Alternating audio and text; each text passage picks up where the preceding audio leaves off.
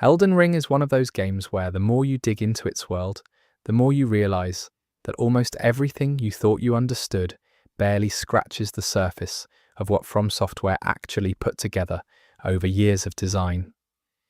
I have been working on this video for a while, going through item descriptions, NPC dialogue, loading screen text, map details, and a lot of community research. I made it because I wanted one place where you could hear a huge amount of Elden Ring lore and facts presented at a calm, comfortable pace. One specific choice I made when putting this together was to organize everything thematically rather than throwing facts at you randomly. The lore of Elden Ring is deeply interconnected, and that structure makes it a lot easier to appreciate how the pieces of this world relate to each other. I also leaned more toward mythology, characters, and story over pure gameplay trivia, though there is plenty of that in here too. Before I move forward, I'm counting on you to support my channel by clicking that tiny subscribe button so that we can spread these amazing videos to folks like you around the world. Thank you. Now let's go through all 553 facts. Fact 1. Elden Ring was released on February 25th, 2022, developed by From Software and published by Bandai Namco Entertainment. The game was directed by Hidetaka Miyazaki, the same person behind the Dark Souls series, Bloodborne, and Sekiro.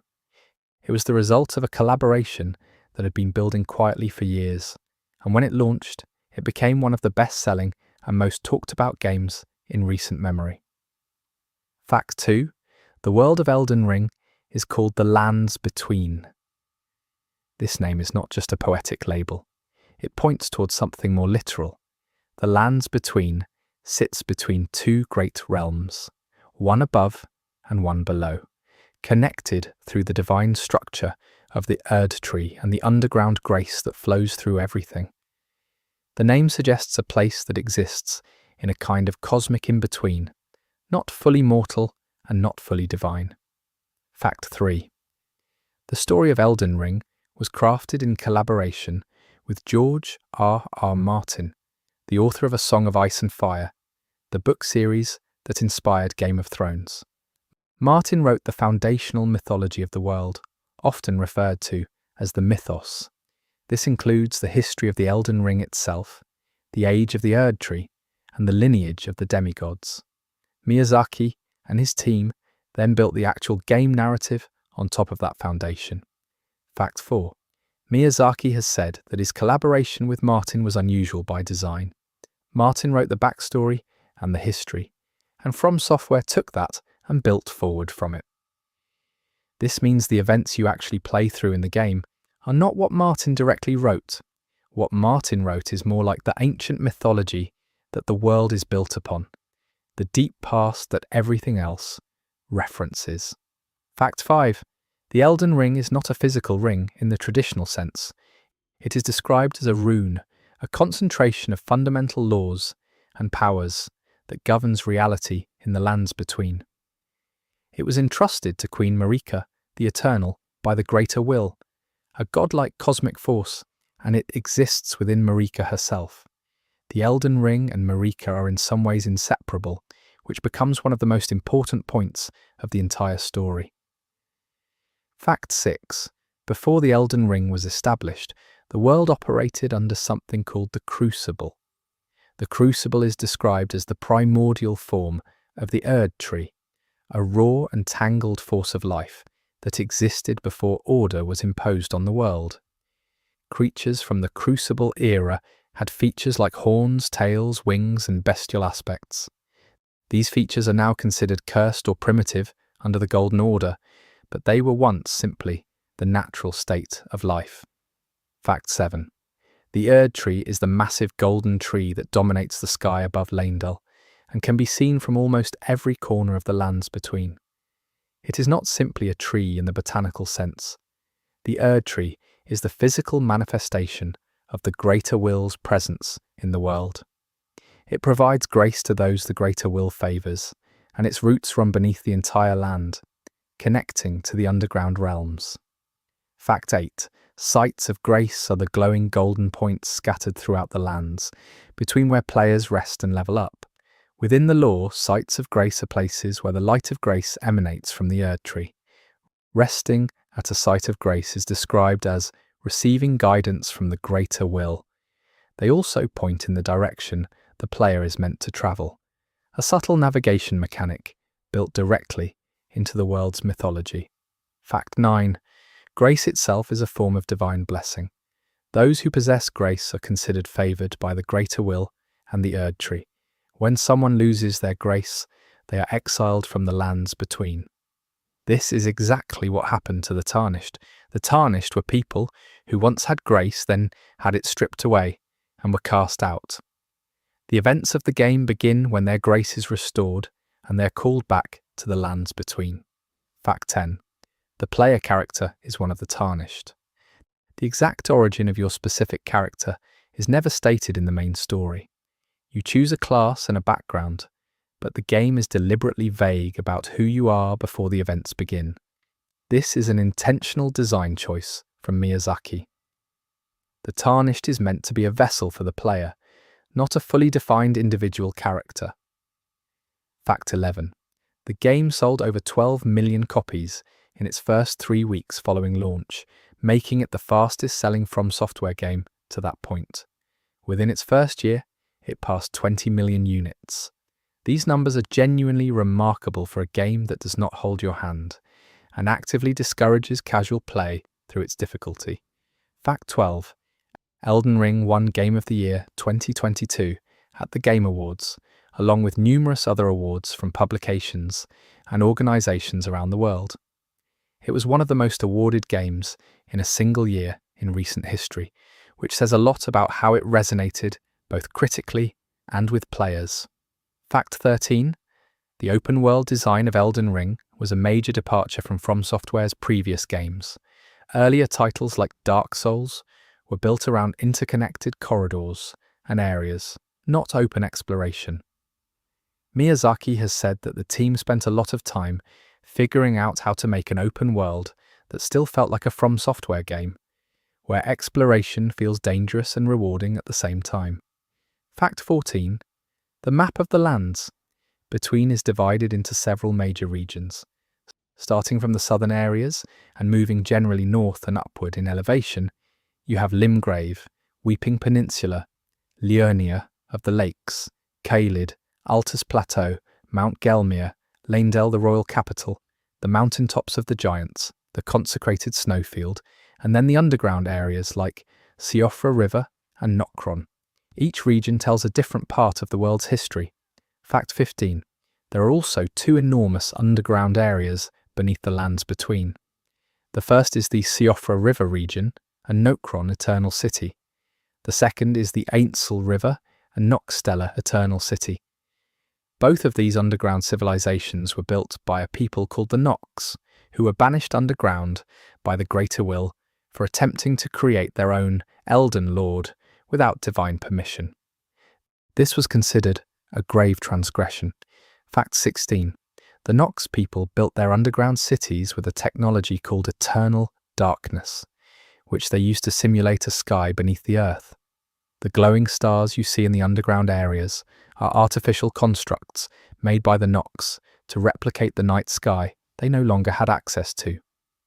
One reading of this suggests the Nox maintained their culture and identity even after centuries of exile, holding on to the memory of the surface world.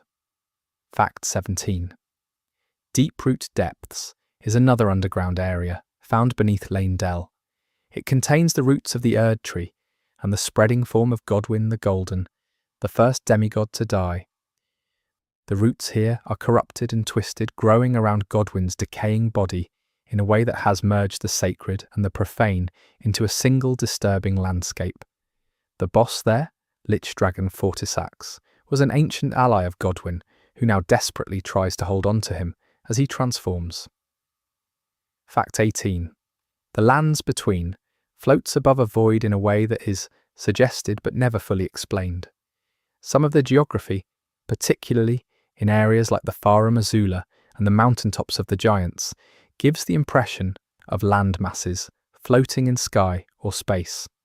This cosmological detail is never addressed directly in dialogue, but it points toward the idea that the world itself is an artificially maintained structure, upheld by the Elden Ring and the greater will. Fact 19.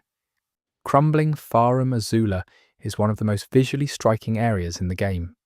It is a massive city of towers and bridges suspended in a storm, with chunks of architecture floating freely in the air. The place is implied to predate the current age significantly, and it is tied to Malekith, the Black Blade, who serves as a jailer for the Rune of Death. One reading suggests Farum Azula exists slightly outside of time, or at least outside of normal time, as the lands between experiences it. Fact 20. The weather and environment in each region of the lands between reflects the history of that region. Caelid is a blasted, rotting wasteland because of the scarlet rot unleashed there during the battle between Malenia and Radon.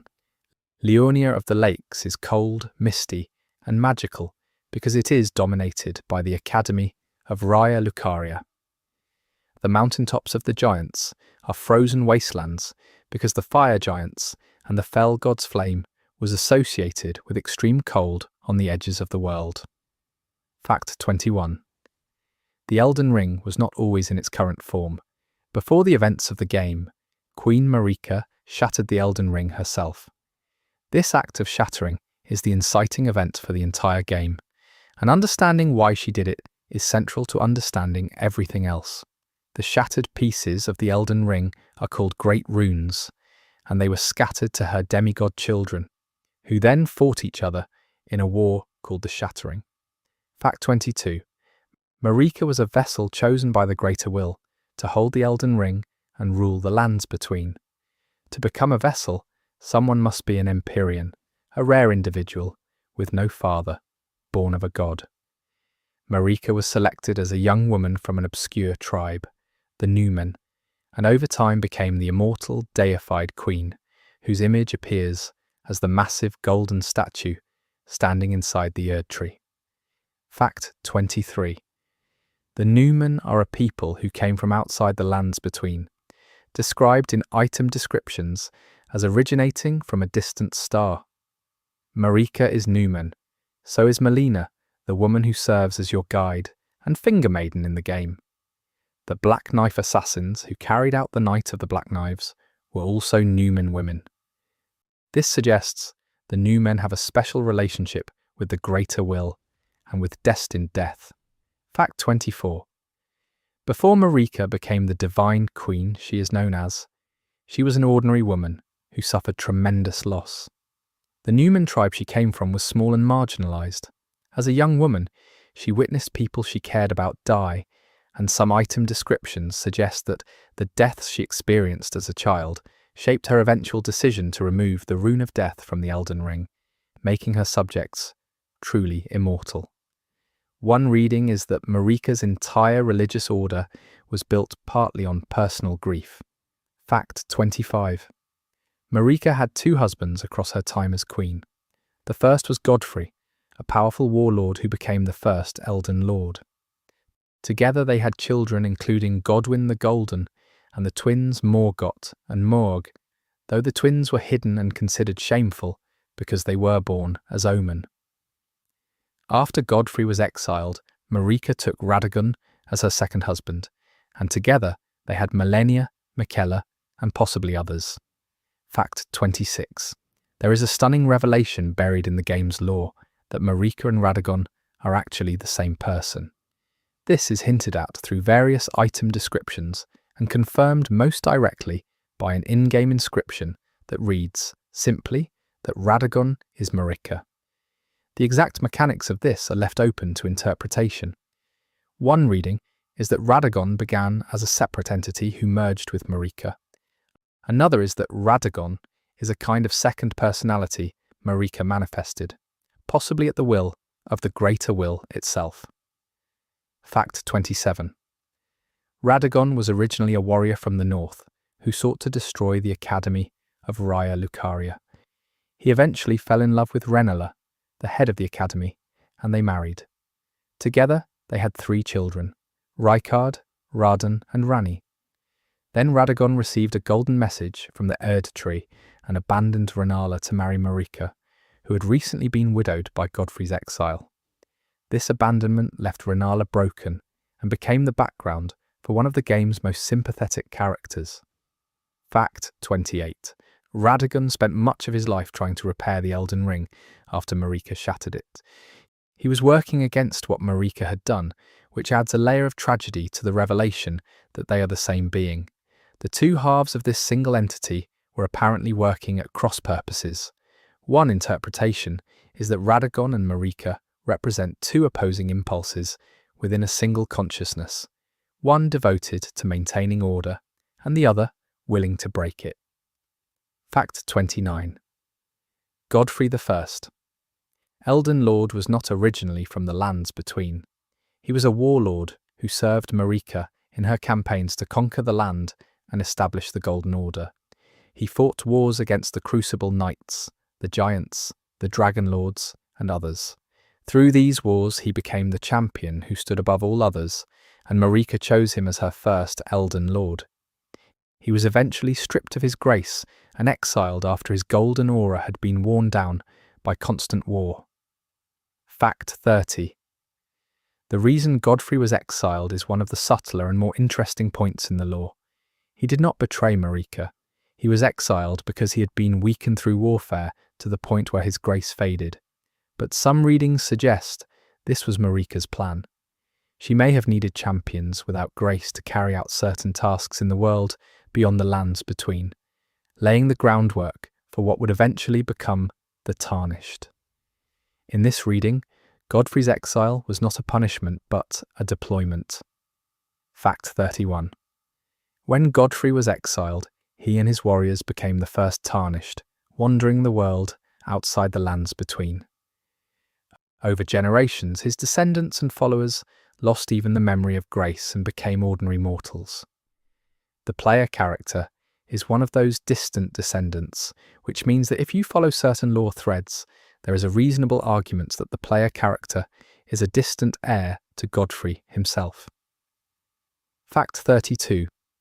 Godfrey still carries the great axe of Godric in his memory, but his signature weapon is actually the halberd, and in his second phase as Huaralu, he fights with his bare hands and uses savage grappling techniques. This shift represents him shedding the persona of the civilized Elden Lord and returning to his roots as a brutal warrior. The name Huaralu was his name before he became an Elden Lord, and some NPCs refer to him by that name with reverence. Fact 33. The Golden Order is the name of the religious and political system that Marika established around the Erd Tree. Its central doctrine holds that the Erd Tree and its grace are the highest authority in the world, that those with golden grace are favoured, and that death should be a transition back into the Erd Tree's embrace, rather than a final end. The Golden Order has priests, knights, a capital city, and its own unique brand of incantations called Golden Order fundamentalism. Fact 34. Despite its seemingly divine authority, the Golden Order is not universally loved in the lands between. Several groups reject it. The Volcano Manor sees it as tyranny. The frenzied flame followers want to burn it all down. The Nox were exiled for defying it. The omens like Morgoth and Mog were rejected by it. Rani's entire quest is built around replacing it. The more you look at the Golden Order, the more it functions less like a perfect divine system and more like a political empire that uses religion to maintain control. Fact 35. The Greater Will is the most powerful of what the game calls outer gods.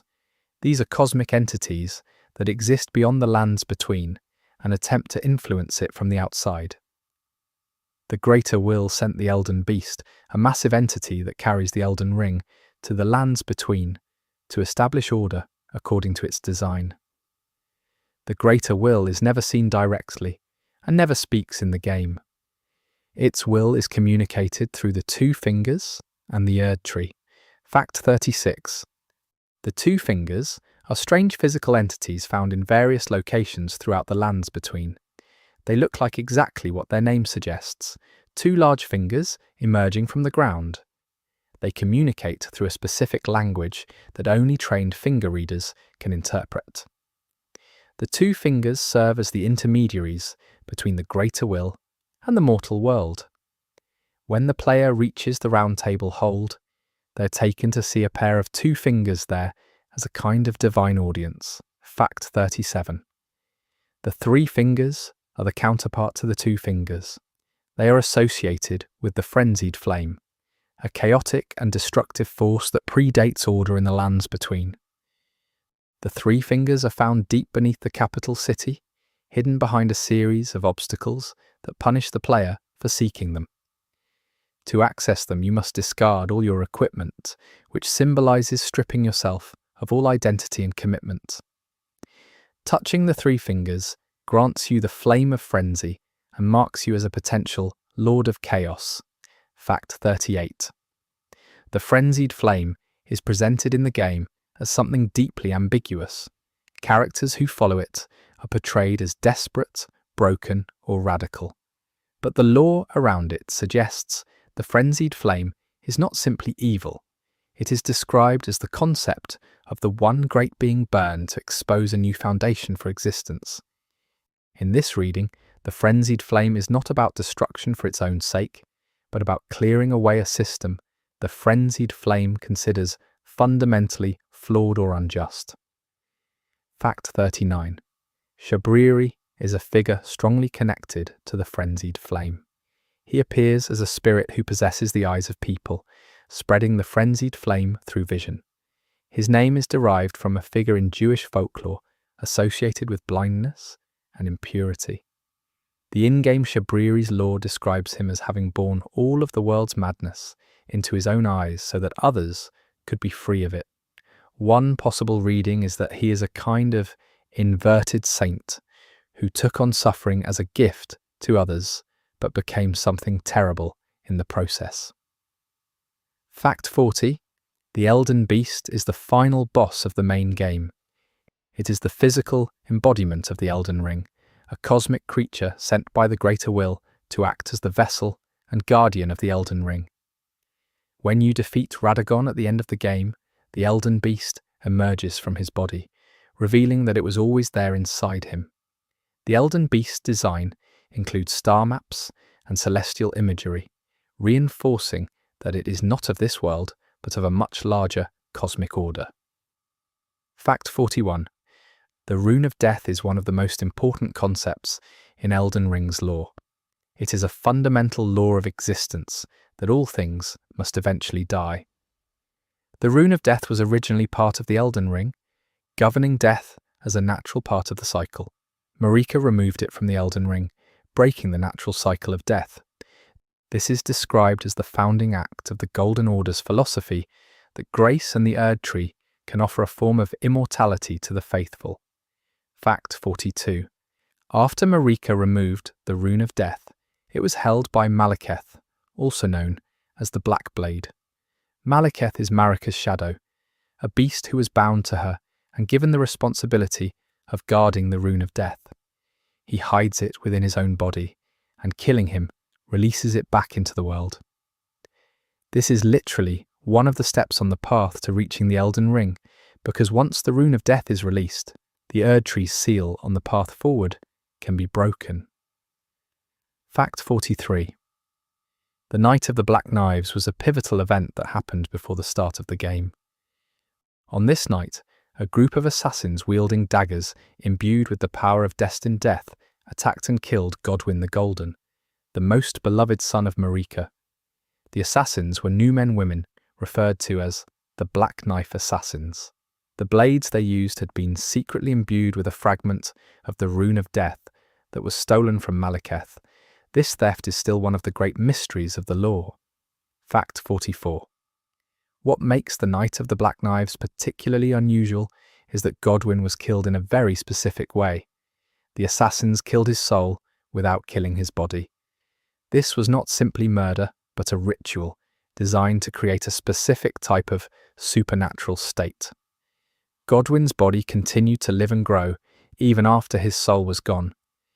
His body eventually spread its roots through the underground, connecting to the Erd tree's roots and creating a massive, corrupted structure beneath the capital. Fact 45. There is a strong line of evidence in the game that Marika herself orchestrated the Night of the Black Knives. She had access to the Black Knife assassins, who were Newman like her. The theft of the Rune of Death fragment would have been nearly impossible without inside knowledge of Malekith's location. And the outcome of the night, that Godwyn's body created the conditions for the Rune of Death to be used in Ranni's later ritual, aligns with a goal that Marika may have had.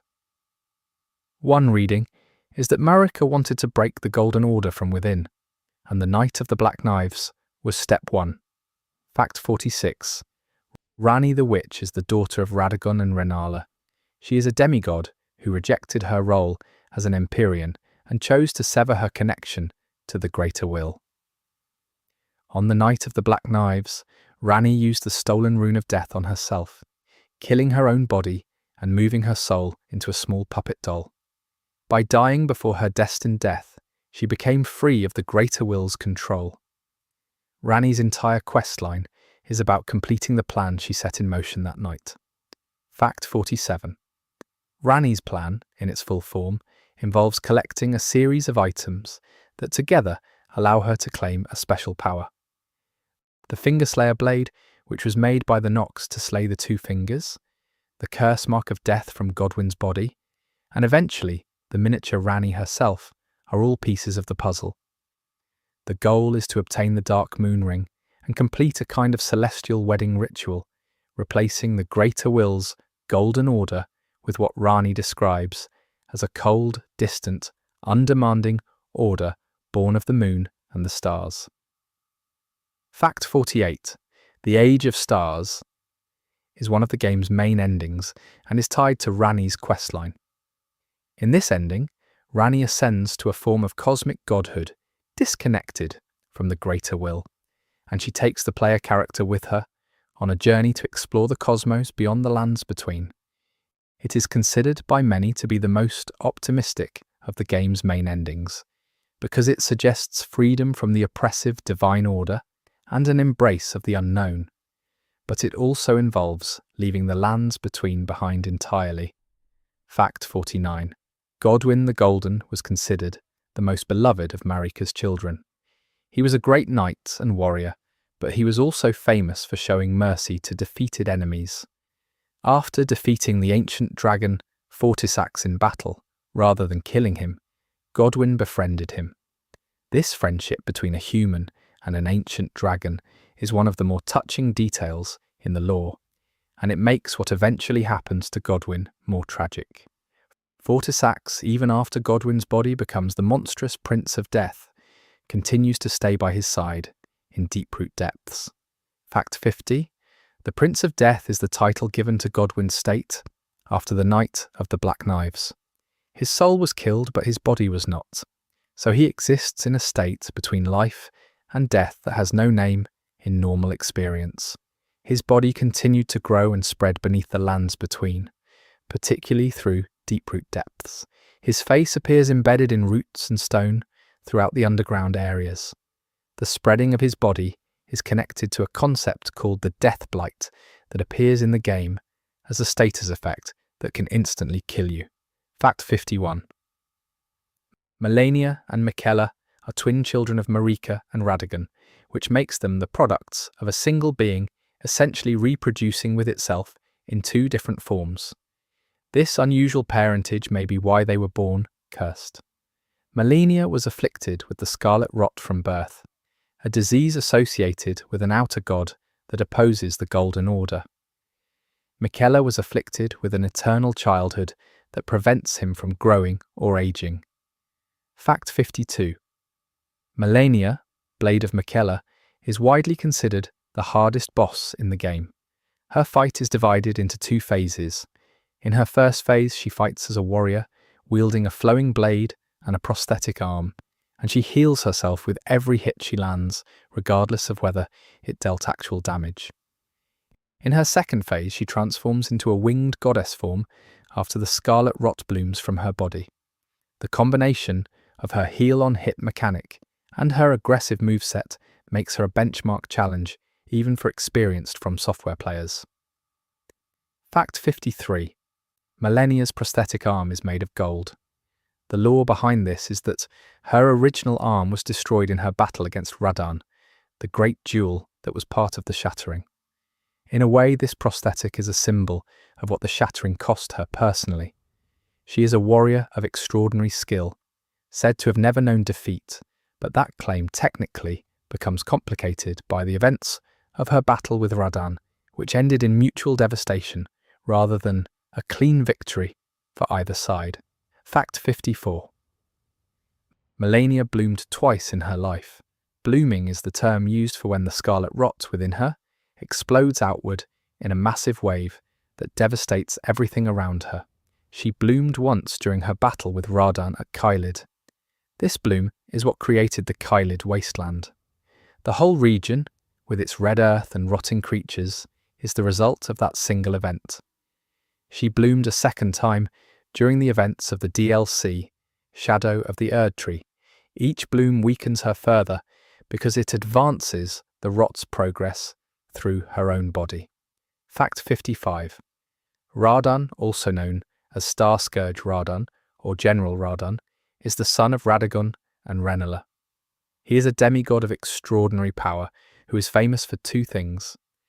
The first is his mastery of gravity magic, which he learned in the desert lands of Redmane Castle. The second is that he continued riding his beloved horse, Leonard, even after growing so large that the horse could barely support his weight. He studied gravity magic specifically because he did not want to give up riding Leonard. Fact 56. Radahn held back the stars with his gravity magic. This is not a metaphor. Within the lore, the stars in the sky above the lands between are actual physical objects, or at least forces with physical effects, and Radahn arrested their movement. He did this to protect Nokron, the eternal city underground, because certain prophecies tied the falling of stars to events that would harm the Nox and their civilization. By holding back the stars, Radahn was acting as a guardian of something most people in the surface world had no knowledge of. Fact 57. When Radahn was eventually defeated during the Radahn festival, the stars he had been holding were finally released. This resulted in a massive meteor striking the surface of the lands between near Limgrave, creating a crater that opened access to Nokron below. This is how the player reaches Nokron in the game. The meteor is literally a consequence of the boss you defeated earlier in the game, and the connection between those two events is one of the more satisfying examples of how the world responds to your actions. Fact 58. The Radahn Festival is presented as a great celebratory event, with warriors coming from across the world to fight the great Star Scourge Radahn in glorious battle. But within the lore, the festival is actually a mercy killing organised by Redmane Commander Jeren. After the Scarlet Rot from his battle with Malenia infected Radahn's mind and reduced him to an animalistic state, Jeren and others decided the most honourable thing they could do was give him a proper battle to die in. The festival is a funeral dressed as a celebration. Fact 59. Radahn's army remains loyal to him even after he has lost his mind to the Scarlet Rot. The soldiers of Redmane Castle and the soldiers in the Caelid wilderness continue to serve under him, fighting endlessly in a blasted wasteland. This loyalty is considered one of the hallmarks of Radahn's character, that he inspired such devotion that even after he became something barely recognizable, his followers stayed. Some of his soldiers can even be summoned during the Radahn boss fight to assist you, which makes the fight feel more like a shared battle than a solo confrontation. Fact 60. Rykard, Lord of Blasphemy, is the son of Radagon and Renala, and the Lord of Volcano Manor. He is perhaps the most ideologically distinct of all the demigods. Rykard's stated goal is to devour the gods themselves. He made a pact with the god-devouring serpent, a massive primordial snake that lives within the volcano, and in doing so, he either devoured the serpent or was devoured by it. The result is that Rykard is now fused with the serpent, and their combined body fills an enormous underground chamber at the heart of Mount Gelmir. Fact 61. Volcano Manor is an assassin's guild that serves Rykard's interests. The manor takes in wayward Tarnished and offers them contracts to hunt other Tarnished who are pursuing the Elden Ring. The characters there are all damaged, unusual people in different ways, and the manor itself has an oppressive, cult-like atmosphere. One of the most memorable characters there is Tanith, who is the host of the manor and seems to have a devoted, almost maternal relationship with Rykard himself. Fact 62. After you defeat Rykard and return to Volcano Manor, Tanith can be found sitting beside Rykard's corpse, slowly eating it. She does not speak much to you at this point. There is no dialogue explaining exactly why she's doing this, but the implication seems to be that she's either mourning in an extreme way or attempting to preserve some essence of him, or simply honouring him in the only way she can think of. It is one of the most unsettling and memorable moments in the game, told entirely through a single image with no words. Fact 63. Renala, Queen of the Full Moon, is found in the Academy of Raya Lucaria after you work your way through the School of Sorcery, built into a massive stone structure in Liurnia. After Radagon left her, Renala descended into a kind of grief-induced madness. She now cradles a glowing amber egg and endlessly tries to use it to rebirth a new, perfect child. The egg was Radagon's parting gift to her when he left. The sorcerers of the Academy followed her into this state and now worship her in her broken condition. Fact 64. Defeating Renala does not result in her death. She is one of the only main bosses in the game that you do not kill. After her defeat, she becomes a vendor who offers the player character the ability to respec their stats, described as a reincarnation service. In the lore, she is still a great sorcerer, but she's no longer a threat. There is something genuinely sad about her remaining in that library, still holding the egg, long after any hope of what she was waiting for has passed. Fact 65. The Academy of Raya Lucaria is a school devoted to glintstone sorcery, a form of magic that channels cosmic energy through crystals called glintstone. Glintstone is described as the crystallized remnants of stars, essentially solidified cosmic matter. The Academy has a strict curriculum and a powerful faculty, and it was for a long time the dominant magical institution in the lands between. After Renala's breakdown and the shattering, the Academy became isolated, and its sorcerers largely turned inward. Fact 66. Glintstone sorcery is explicitly described as working against the principles of the Golden Order. The Golden Order uses incantations powered by faith and the divine energy of the Erd Tree. Glintstone magic uses the stars, which are associated with cosmic forces outside the Greater Will's domain. This creates an ideological tension between the two systems of magic that mirrors the broader tension in the world between the Erd Tree's order and the outside cosmic forces that do not answer to it. Fact 67. Miquella is perhaps the most fascinating character in Elden Ring's main game lore, largely because he's never seen directly.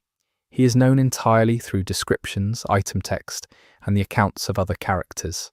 He is described as the most gifted and magical of all the Empyreans, a saintly figure who created an unalloyed gold that resists the influence of all outer gods.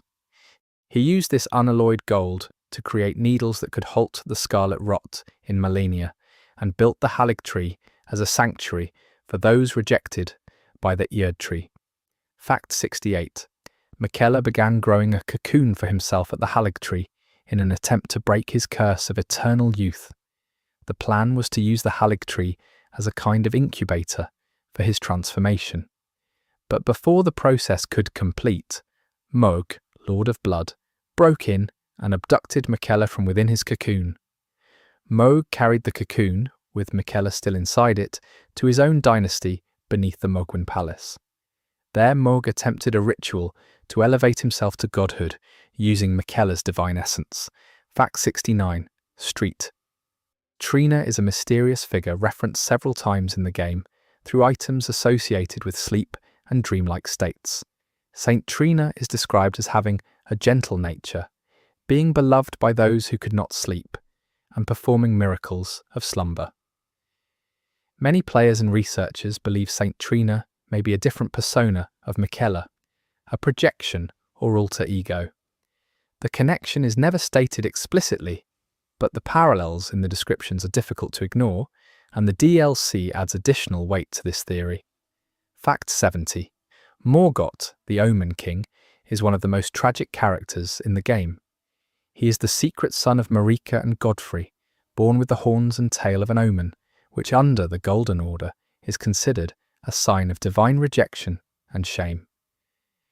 Despite being the child of the two most powerful figures in the lands between, Morgott was imprisoned beneath the capital and rejected by the very order his parents built. And yet he devoted his life to protecting the Erdtree and Lane Dell, fighting Tarnished who came to take the throne. Fact 71.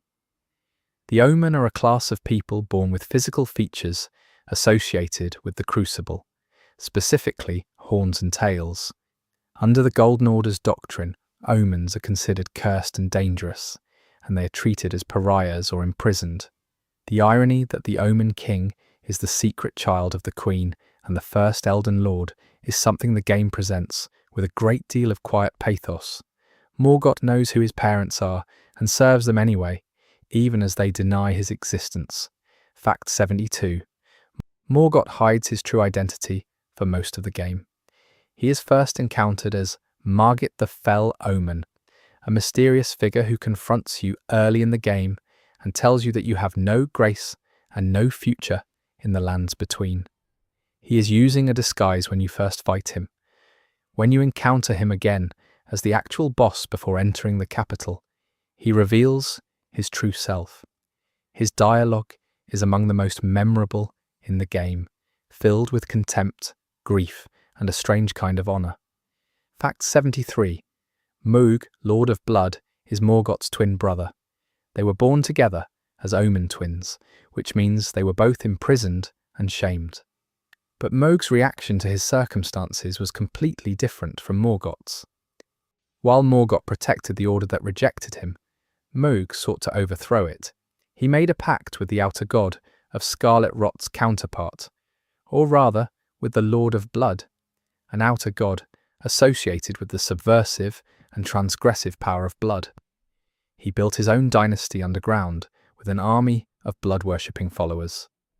Fact 74. The Mohgwyn Palace is hidden deep underground, accessible only through a specific medallion or through Vara's questline. The whole area is soaked in blood, literally. The palace and the plains around it are covered in a deep red, and the pale Albinaurics, who populate the area, have been transformed by Mohg's blood. The visual design of Mohgwyn is one of the most oppressive and unsettling in the game, which mirrors Mohg's own character perfectly. Fact 75. Vara is the first NPC you encounter in the game.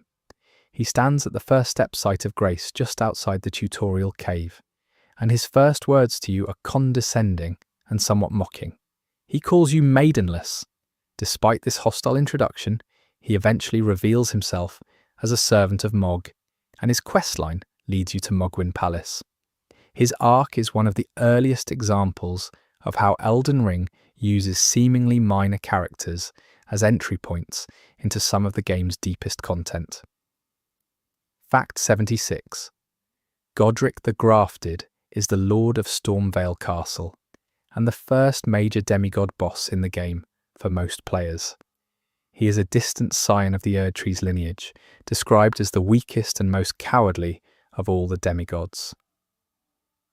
To compensate for his weakness, he grafts the limbs of fallen warriors onto his own body, creating a grotesque, multi-limbed form. His castle, Stormvale, is built on the cliff overlooking the sea at the western edge of Limgrave, and it is one of the game's most intricately designed legacy dungeons. Fact 77. Godric has a particular habit of grafting dragon arms onto himself and other people. During his boss fight, he tears off his own arm and replaces it with a dragon's head that breathes fire. This design choice communicates his character perfectly. He is someone who is deeply insecure about his power and compensates through spectacle and grotesque augmentation. The grafted followers in and around Stormvale, who have been given extra limbs against their will, are a representation of what his ambition costs others. Fact 78.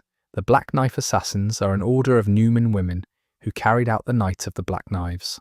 Only a very small number of them are encountered in the game as enemies, but they are important to the lore far beyond their combat presence. One of them, referred to as Alecto, is found guarding the Black Knife catacombs. Another is the one whose armour set and dagger you can find and collect. Their blades are described as still retaining a fragment of the Rune of Death, which is why they can deal percentage-based damage to the player's maximum health. Fact 79. The curse mark of death is a mark that appears on those who are at the epicenter of the Night of the Black Knives. It appears on both Godwyn and Ranni. Godwyn bears it on his body, and it represents the half of the death ritual that killed his soul. Ranni bears it because she underwent the other half, having her body killed while her soul survived. The two of them together form a complete record of what happened that night. And Ranni's questline involves finding the curse mark on Godwyn's body and using it in the next phase of her plan. Fact 80. Fia, the deathbed companion, is a character who offers to hold the player character in her arms at the Round Table hold. Accepting her embrace gives you a small debuff in exchange for a Baldachin's blessing. Within the lore, Fia absorbs the warmth of the dead and uses it to nourish the Prince of Death, Godwyn's spreading body, in an attempt to complete a ritual that would allow for a true, merciful death to be restored to the world. Her questline leads to the Age of the Duskborn ending, which is associated with honouring natural death rather than the artificial immortality of the Golden Order. Fact 81. D, Hunter of the Dead, is an NPC in the early game who hunts and kills the undead, including the Tibia Mariners, skeletal figures who sail boats and raise the dead. D believes the spreading undeath associated with Godwyn's body is an abomination that must be destroyed. He and Fia are in direct opposition. Fia eventually kills D, takes his armour, and gives it to his brother, D's twin, whose name is not given at first. The twin then kills Fia after the player has completed her questline. This chain of events is one of the more quietly devastating questlines in the game. Fact 82. The Round Table Hold is a mysterious building that exists outside of the normal geography of the lands between. It is described as existing in a different layer of reality and can only be reached through grace. It serves as a hub area for Tarnished who have been called back to the lands between, and several important NPCs congregate there. The building itself has seen better days, with parts of it destroyed and charred, and certain doors that you cannot open suggest secrets that are never fully revealed. Fact 83. Hugh the Blacksmith is a character imprisoned in the Round Table Hold. He has been there for a long time and cannot leave due to a curse placed on him. He tells you that Marika herself cursed him to remain and forge weapons until he creates something capable of killing a god. He is a somewhat tragic character, skilled and dignified, but imprisoned without end. Whether he actually ever creates the weapon he is compelled to forge is never resolved in the base game. Fact 84. Gideon Offner is the self-described all-knowing who operates as a kind of senior advisor in the Round Table Hold. He seems to be helping Tarnished succeed in their quest, but late in the game, he reveals that he has been secretly gathering intelligence on all the demigods and has concluded that trying to repair the Elden Ring is futile. He becomes a boss just before the end of the game, an enemy you must defeat on the path to the Erd Tree. His betrayal is foreshadowed in small ways throughout the game if you pay attention to his dialogue. Fact 85. Alexander, Iron Fist, is a giant Jar Knight who appears in Limgrave early in the game, stuck in a hole in the ground. He is one of the most beloved characters in the game due to his cheerful, enthusiastic personality. Jar warriors are described in the lore as people who fill themselves with the remains of fallen warriors, absorbing their strength. Alexander does this willingly and with great joy. His questline takes him across the world in pursuit of challenges that will make him stronger, and it ends at the Radun Festival. Fact 86. The conclusion of Alexander's questline is one of the game's more bittersweet moments.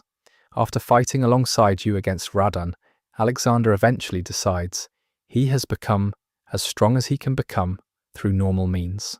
He asks you to fight him directly so that his remains can be used to push him to his final potential. If you defeat him, he shatters, and his remains can be collected as a talisman.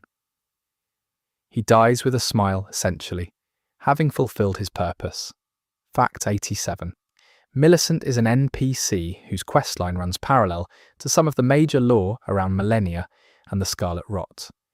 She is a young woman who is afflicted with the rot and given a prosthetic arm by Gowry, an elderly sage. Her questline takes her through progressively harder content as she grows stronger, and it eventually reveals that she is one of the daughters that Millennia created from her own rot. Millennia's body produces daughters as a kind of unintentional reproduction tied to the rot itself. Fact 88. The resolution of Millicent's questline has two outcomes. In one, you help her defeat her sisters, and she completes her journey, expressing peace and contentment with her life despite its origins. In the other, you betray her to her sisters and obtain a different item. The better ending of her questline is one of the most thematically complete story arcs in the game, touching on identity, purpose, and the question of whether someone created from something terrible can find a life worth living. Fact 89. Blade the Half-Wolf is Ranni's shadow, a loyal guardian bound to her by the two fingers. He is a massive wolf-human hybrid with a calm, honourable personality, and he is one of the most popular characters in the game. Blade is bound to Ranni, but when Ranni cuts her ties to the greater will and the two fingers, Blade goes mad. He is found imprisoned beneath Carrier Manor at one point, and eventually, after Ranni's questline concludes, he is found outside Ranni's Rise, having lost himself entirely. He must be killed. Fact 90. Blade's fate is a direct consequence of what makes him what he is. He was created by the two fingers to serve as Ranni's guardian and spy. When Ranni rejected the two fingers, Blade's purpose became contradictory. He wanted to serve Ranni, but his nature as a creation of the two fingers meant that her rejection of them was also a rejection of part of him. His madness at the end is the system breaking down in a being who was not built to handle that kind of contradiction. Fact 91. Nephili Lu is a warrior who appears in Stormvale Castle and is later found at the Round Table Hold. She is a fierce fighter who uses a pair of axes and has a determined, slightly aggressive personality. Later in the game it is revealed that she is the adopted daughter of Gideon Ofnir, and her questline intersects with Gideon's as well as with the fate of Stormvale after you defeat Godric. She's also descended from Godfrey on her mother's side, making her one of the tarnished with a direct claim to the throne. Fact 92. The Dung Eater is one of the more disturbing characters in the game. He is a tarnished who wants to curse every person in the lands between and all future generations with the Omen curse, the bestial features that mark people as rejected by the Golden Order. His motivation is a form of radical revenge. Having witnessed or experienced the suffering of the Omen, he wants to force the world to share in their condition. His ending, the Blessing of Despair, involves the player helping him complete this curse, which is one of the worst endings in the game by any measure. Fact 93.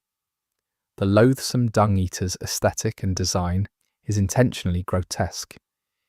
He wears a crude mask, and his story is told through items found throughout the world that describe his crimes in disturbing detail. The game never shows you exactly what he did, Relying instead on descriptions and reactions from other characters, the restraint actually makes him more unsettling, because your imagination fills in the blanks. Fact 94. Rogier is a sorcerer found in Stormvale Castle and later at the Round Table Hold. His questline involves investigating the nature of Godwyn's death and the Black Knife conspiracy. He has found a bloodstain in Stormvale connected to the Knight of the Black Knives and has been slowly dying from a disease contracted during his investigation. Rogier's gentle intellectual personality makes his gradual decline into death particularly affecting, and his final letter to the player before he dies is one of the game's quieter, more human moments. Fact 95. Patches is a recurring character across multiple From Software games, appearing in various forms in both Dark Souls, Bloodborne, Sekiro, and Elden Ring. In Elden Ring, he appears in Murkwater Cave early in the game and later runs a shop. His character is consistent across games. He is a cowardly, greedy opportunist who tricks others and always seems to survive through dishonesty. Miyazaki has a clear affection for the character, and Patch's presence in so many games functions almost like a soft connection between From Software universes. Fact 96. The finger readers are old women found at various locations throughout the lands between, including the Round Table Hold. They can read the remembrances you collect from defeated demigods and turn them into items. Within the lore, they are trained interpreters of the Two Fingers language and serve as intermediaries between the Greater Will and the Tarnished. The head finger reader, Enya, is found at the Round Table Hold and provides some of the most direct lore exposition in the game. Fact 97. Corin is a priest of the Golden Order who is found at the Round Table Hold. He is deeply devoted to the doctrines of the Golden Order and spends his time there teaching and reciting its texts. His questline involves him meeting a mysterious prophet named Goldmask, who communicates only through gestures and whose claims about the Golden Order's deeper truths disturb Corin. The resolution of their questline leads to the Mending Rune of Perfect Order, one of the items used in an alternative ending. Fact 98. Goldmask is a silent prophet who seems to have achieved some profound understanding of the Golden Order. He never speaks directly, and everything you learn about him comes through Corin's interpretations and your own observations. His appearance is unusual, wearing a golden mask that obscures his face. The things Corin eventually tells you about Goldmask's discoveries suggest he understood the fundamental nature of the Elden Ring in a way that few others did. His ending is one of the sadder ones in the game. Fact 99. There are 3 fingers readers encountered in the world beyond the Round Table Hold. Finding all of them and speaking with them provides different fragments of the overall lore about grace, the Greater Will, and the journey of the Tarnished. One of them, Kale, is a merchant found at the Church of Ella in the earliest area of the game, and though he is not strictly a finger reader, he plays a similar role of providing early guidance and context. Fact 100. The Stormvale Castle Legacy Dungeon is built on a cliff at the northwestern edge of Limgrave and is one of the most densely designed areas in the game. The castle has multiple floors, hidden passages, a throne room, a great hall, a series of towers, and a system of locked gates that can be bypassed through side paths. It takes most players several hours to fully explore on their first playthrough. The design is intended to reward exploration and punish players who rush forward without checking their surroundings. Fact 101. Margit, the Fell Omen, also known as Morgott, is statistically the most died-to boss in the game among new players. This is because he is the first major boss encounter for most players, and he is significantly harder than the enemies that preceded him. His moveset includes delayed attacks that punish players who dodge too early, a technique From Software uses deliberately to teach patience and pattern recognition. His difficulty functions as a filter, telling players whether the game's combat style is for them before they go any further. Fact 102. The Crucible Knights are some of the oldest warriors in the lands between. They predate the Golden Order and served under the ancient Crucible, the primordial form of life before order was imposed. Their armor and weapons feature features associated with the Crucible, such as scales and organic shapes. Despite serving an older order, some Crucible Knights were absorbed into the Golden Order's forces over time. The ones you fight as bosses or strong enemies represent the remnants of the original order that refused to change. Fact 103. There are two versions of the Tree Sentinel, the Golden Knight on horseback, patrolling the beginning area. The standard Tree Sentinel uses a halberd and shield. The Draconic Tree Sentinel, found in Altus Plateau, uses lightning and a dragon-themed shield. Both are considered extremely difficult for early game players because they are placed in open areas where you can see them long before you're ready to fight them. This is an intentional design choice to show you what challenges lie ahead and make their eventual defeat feel earned. Fact 104. The Crucible of Life is the term used for the primordial source of all living things in the lands between before the Erd Tree. Incantations associated with the Crucible draw on this primordial power and manifest features like wings, tails, horns, and breath of fire. These abilities were natural in the Old World and are now stigmatized by the Golden Order as bestial or impure. Using Crucible incantations puts you in a direct thematic contrast with the Golden Order incantations, even as both categories exist as tools in the game. Fact 105. The dragons in Elden Ring have a rich cultural and historical background. Ancient dragons such as Fortisax and Placidusax predate the Golden Order and had their own civilization. They served a lord before the age of the Elden Ring, who is now referred to only as the Dragon Lord, though some texts suggest this lord may have been something even grander, perhaps a tarnished-like figure from a previous age. The rock and stone dragons found throughout the world are in various stages of degradation, their ancient power diminished. Fact 106. Placidusax, the Elden Lord, is one of the most remarkable bosses in the game. He is found deep in crumbling Farum Azula, lying among ancient ruins, and he is described as having been the Elden Lord of a previous age, before the current one. He served a god who fled before the greater will arrived. His body is a two-headed dragon of enormous scale, and his fight is one of the most cinematic in the game. The fact that there was a previous Elden Lord before Godfrey adds an entire layer of history to the world that the game barely touches on. Fact 107. The flying dragon Agheel in Agheel Lake is one of the first dragons most players encounter in the open world.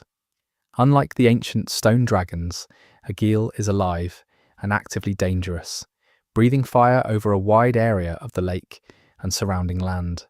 His presence on the map is not telegraphed by any item or quest, so players who stumble into him unprepared get a sudden and memorable lesson about what the open world is capable of producing at unexpected moments. Fact 108. Grail, the elder dragon, is found in Caelid lying on the ground, surrounded by smaller dragons. She is massive, essentially a hill that turns out to be a living creature. She is connected through some unknown means to the smaller dragons around her, and killing those smaller dragons can slowly kill Grail as well, since each death drains her. This connection between the elder and her brood suggests a kind of communal or familial bond between the dragons that goes beyond simple pack behaviour. Fact 109. The Fell God is an outer god worshipped by the fire giants. It is associated with fire, destruction, and a hatred of the Erd Tree. The Fell God and the Greater Will are described as enemies, and the fire giants who serve the Fell God were tasked with keeping the Forge of the Giants burning in case someone ever needed to use it to burn the Erd Tree. Marika ordered Godfrey to destroy the fire giants, and he did, but one was kept alive so that the flame of the Fell God would not be entirely extinguished. Fact 110. The Forge of the Giants is found at the top of the mountaintops of the Giants. It is an enormous flame kept alive through the body of the last fire giant. To use the forge and burn the Erd tree's roots, allowing entry to the Erd tree's interior, the player must bring fire to it. Melina offers to sacrifice herself to become the kindling for the forge. If you have not accepted the frenzied flame before this point, Melina is consumed. If you have accepted the frenzied flame, the player character provides their own fire, and Melina survives but vows to kill you. Fact 111. The mountaintops of the Giants region is visually one of the most desolate areas in the game. Everything is buried in snow and ice, and the remnants of the giants who once lived there are enormous bones scattered across the landscape. The scale of these bones gives you a sense of just how large the giants were. Some of the environmental storytelling here is among the best in the game, communicating centuries of loss and destruction through the landscape alone without any text or dialogue. Fact 112. The Flame of Ruin is a special fire tied to the Fell God and the fire giants. It is the flame that was supposed to one day burn the Erd tree. In the game story, the player carries it. But within the broader mythology, the Flame of Ruin is a promise the Fell God extracted from the world, that the Erd tree would eventually be consumed. The entire history of the fire giants and their war with Marika can be read as a long prelude to the moment when that flame is finally used. Fact 113. Leyndell, royal capital, is built around the base of the Erd tree and is the seat of the Golden Order's power. The city is enormous, multi-layered, and filled with both religious and military architecture.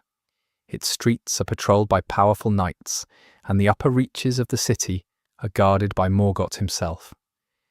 After certain events in the game's story, the city is covered in a thick layer of ash from the Erd tree's burning roots, changing the area completely and making it one of the most striking transformations in the game. Fact 114. The architecture of Leyndell is intentionally built to be intimidating and grand in a way that evokes the divine authority of the Golden Order. The streets are wide, the buildings are tall and ornate, and golden light filters through everything. The design team at From Software clearly put enormous effort into making Leyndell feel like the most important place in the world. And then they cover it all in ash to show what that world looks like after it has been burned. Fact 115. The Elden Throne, found at the top of the Erd tree inside its roots, is where the player character sits at the end of the game in certain endings. The throne has been empty since Marika destroyed the Elden Ring and was shattered herself and imprisoned inside it. The act of sitting on the throne and repairing the Elden Ring is the culmination of the Tarnished's journey, but different endings involve different ways of repairing it, or choosing not to repair it at all. Fact 116. There are 6 endings in Elden Ring. The first is the standard Elden Lord ending, where the player repairs the Elden Ring with the standard Great Runes and becomes the new Elden Lord under the Greater Will. The second is Ranni's Age of Stars ending. The third is Fia's Age of the Duskborn, which honours natural death. The fourth is the Age of Order, tied to Goldmask's discoveries. The fifth is the Blessing of Despair, tied to the Dung Eater. The sixth is the Lord of Frenzied Flame, ending, which burns the entire world to ash. Fact 117. In the Lord of Frenzied Flame ending, the player character gains the power of the 3 fingers, rises to the top of the Erd tree, and instead of sitting on the throne, incinerates everything. The screen fills with fire. The world ends. The closing sequence is disturbing, and Melina's voice is heard making her promise to find the player character and exact her revenge. It is the only ending in the game that generates an explicit promise of consequences that exist beyond the ending itself. Fact 118. The Age of the Duskborn ending is achieved by completing Fia's questline and using the mending rune she provides. In this ending, the Golden Order's principle of immortality is abandoned, and people are allowed to truly die. This is framed not as a tragedy, but as a mercy. The lore around fear suggests that the absence of true death has caused suffering and stagnation in the lands between, and allowing death to return is a form of healing. Whether this is a better or worse world depends entirely on your values. Fact 119. The Erd Tree's roots can be burned, and doing so is required to access the game's final areas. The burning of the Erd Tree changes the visual presentation of large portions of the game world, filling Leyndell with ash. But within the lore, the burning of the Erd Tree is not simply destruction, it is part of a cycle. The Erd Tree has burned before, or at least the lore suggests cycles of renewal. The ash that fills Leyndell is the Erd Tree's death, but the small sapling visible in some endings suggests that it may grow again. Fact 120. The Elden Ring itself, when repaired in the standard ending, is described as being restored to a new order. But the exact nature of that new order depends on which great runes you carry and which questlines you have completed. The game's ending system is built around the idea that the Tarnished does not simply restore what was there before, but create something new, shaped by their actions and choices throughout the entire journey. Fact 121. The Scarlet Rot is more than a disease in the lore of Elden Ring. It is associated with a specific outer god that opposes the greater will and the Erd Tree.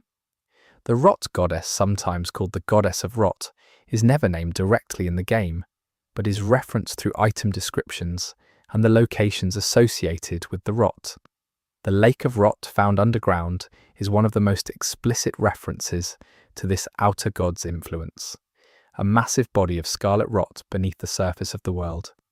Fact 122. The Lake of Rot is found beneath the Ainsel River and is one of the most dangerous traversal challenges in the game. The lake is literally filled with scarlet rot, which builds up your rot meter simply by wading through it. Getting across requires careful use of the preserving boluses or the immunizing horn charm, combined with finding the small islands and dry paths that snake through the poison. The area at the far end contains significant content related to Ranni's questline. Fact 123. Clean Rot Knights are an order of warriors who served Malenia. They are described as having voluntarily infected themselves with the Scarlet Rot to gain a connection to Malenia's power. This willing self-corruption in service of someone they revere is consistent with how the game portrays the people around Malenia. They are utterly devoted, even to the point of sharing in her curse. The Clean Rot Knight's armour reflects this, being ornate and ceremonial, despite also being practical combat gear. Fact 124. The Halig Tree is Miquella's project, a massive tree he began growing as an alternative to the Erd Tree. The Erd Tree's grace has conditions and exclusions. It does not welcome omens. It does not cure the scarlet rot. It did not offer salvation to Malenia, who is Miquella's sister. So Miquella began growing a new tree that would offer unconditional acceptance. The Halig Tree is incomplete, stunted by the absence of Miquella himself, but its branches still shelter a small community of those rejected by the Golden Order. Fact 125. Elphael, Brace of the Halig Tree, is the settlement built into the lower branches and trunk of the Halig Tree. It is the final legacy dungeon in the base game and contains Malenia as its final boss. The area is filled with clean rot knights, various afflicted creatures, and a sense of melancholy beauty. The structure is slowly rotting even as it stands, suggesting that without Miquella to sustain it, the Halig Tree is beginning to fail. Fact 126. The roots of the Erd Tree are visible and accessible in several places throughout the game. Siofra River, the underground area beneath Limgrave, is dominated by Erd Tree roots that glow with a pale light. This root system connects the underground world to the surface, and the ancient civilizations that lived underground seem to have built around and in relation to these roots. The relationship between the underground peoples and the Erd Tree's roots is one of the more quietly compelling aspects of the underground lore. Fact 127. The fire giants were an ancient race of enormous humanoids who guarded the Forge of the Giants on behalf of the Fell God. They had a cyclops-like design, with a large eye on their chest rather than their face. This unusual anatomy is never explained but creates an immediate sense of strangeness. Marika ordered Godfrey to exterminate the fire giants, and he did so with great thoroughness. The last surviving fire giant had its legs cut off to prevent escape and was left to tend the forge for the end of days. Fact 128. The last fire giant is the boss fought in the mountaintops of the giants, just before the forge. He rolls across the arena using his arms, a surprisingly agile and difficult movement for something so large. The fire giant fight has two phases. In the first, he uses fire attacks and swipes. In the second, after you damage him enough, he tears off his own leg, revealing a giant eye hidden beneath it, and his behaviour changes dramatically. It is one of the more unsettling mid-fight transformations in the game. Fact 129. Marika's shattering of the Elden Ring was not an impulsive act. Item descriptions suggest she'd been planning it or building towards it for a long time. The theory that she orchestrated the Night of the Black Knives is partly supported by the sheer complexity of what followed the shattering. Marika destroyed the Elden Ring, and the fragments, the great runes, were distributed to her demigods. The war that followed, the shattering, was enormous and devastating, but it may also have been part of her plan to break the greater will's hold on her world. Fact 130. The shattering lasted years. During that time, the demigods fought each other with armies, magic, and personal power of extraordinary scale. The battles left permanent marks on the landscape. Caelid was devastated by Malenia and Radahn's battle. The Altus Plateau bears scars from multiple conflicts. Even areas that seem peaceful are shown through item descriptions to have been sites of mass death during the shattering. The current state of the lands between, when you arrive as a tarnished, is the aftermath of a catastrophe. Fact 131. After the shattering, Marika was imprisoned inside the Erd Tree by the Greater Will. She's found there at the very end of the game, her body fused to the Elden Throne, shattered alongside the ring she destroyed. Her imprisonment is both a punishment and a prison of her own making. One reading is that Marika knew she would be imprisoned and accepted it as part of the cost of her plan.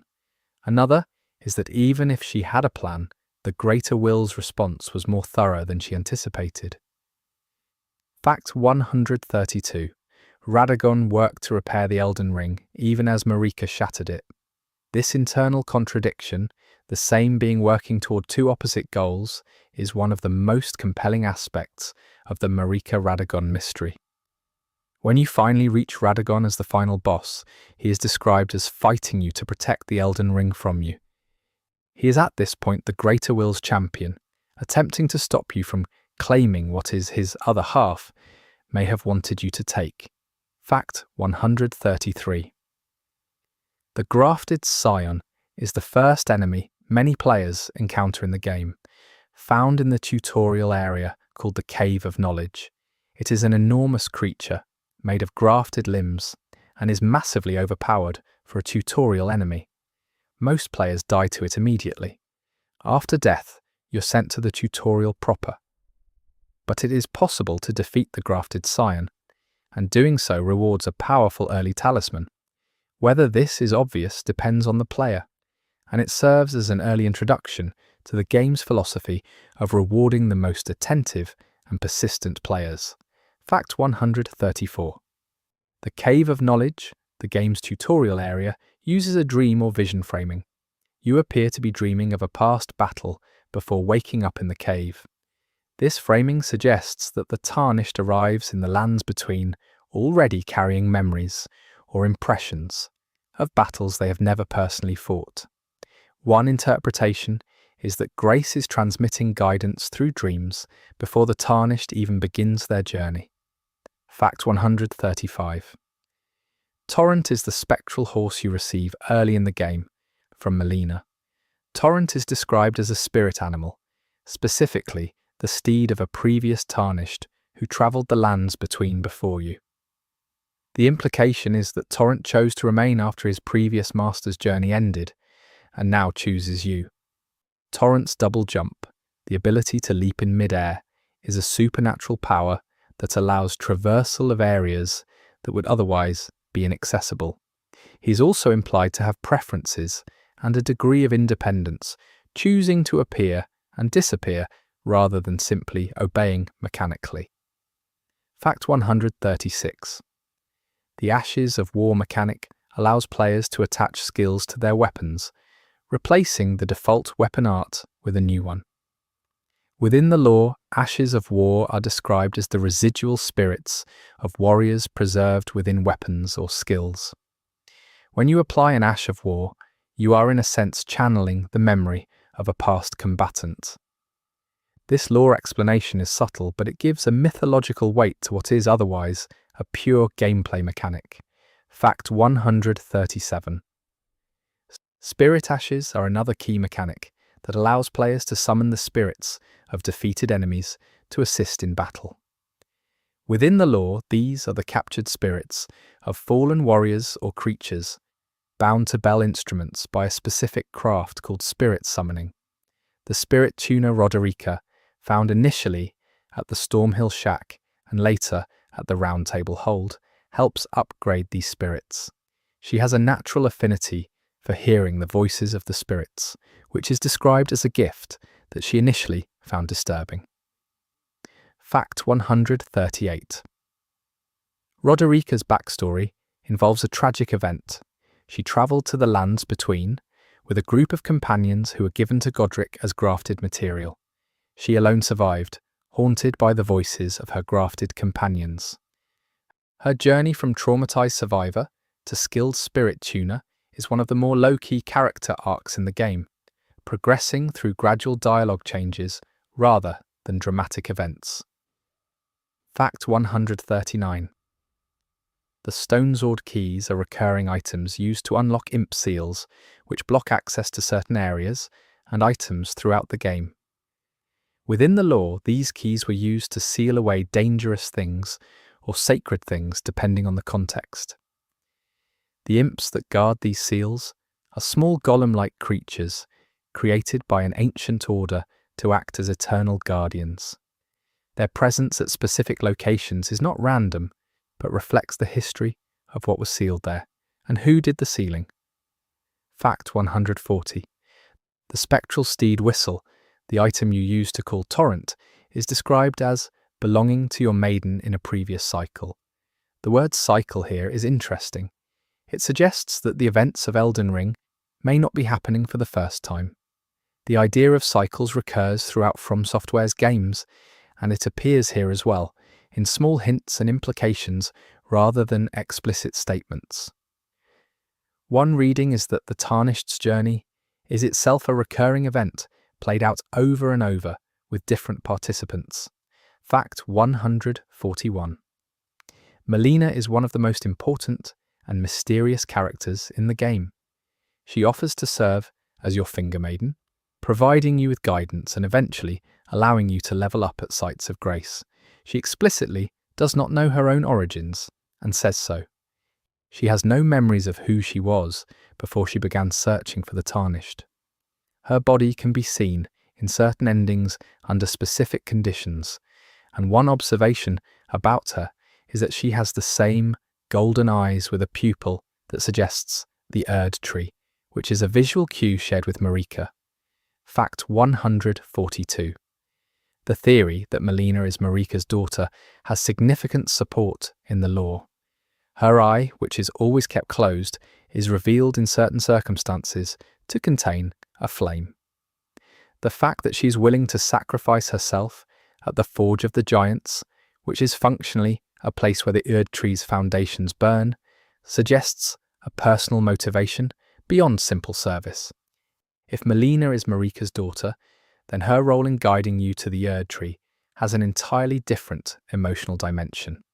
Fact 143. the magic scorpion charm, and similar items associated with the Carian royal family connect to the lore of a line of sorcerers and royalty that predates the Golden Order in Liurnia. The Carians were powerful sorcerers who used the moon and the stars as the basis for their magic.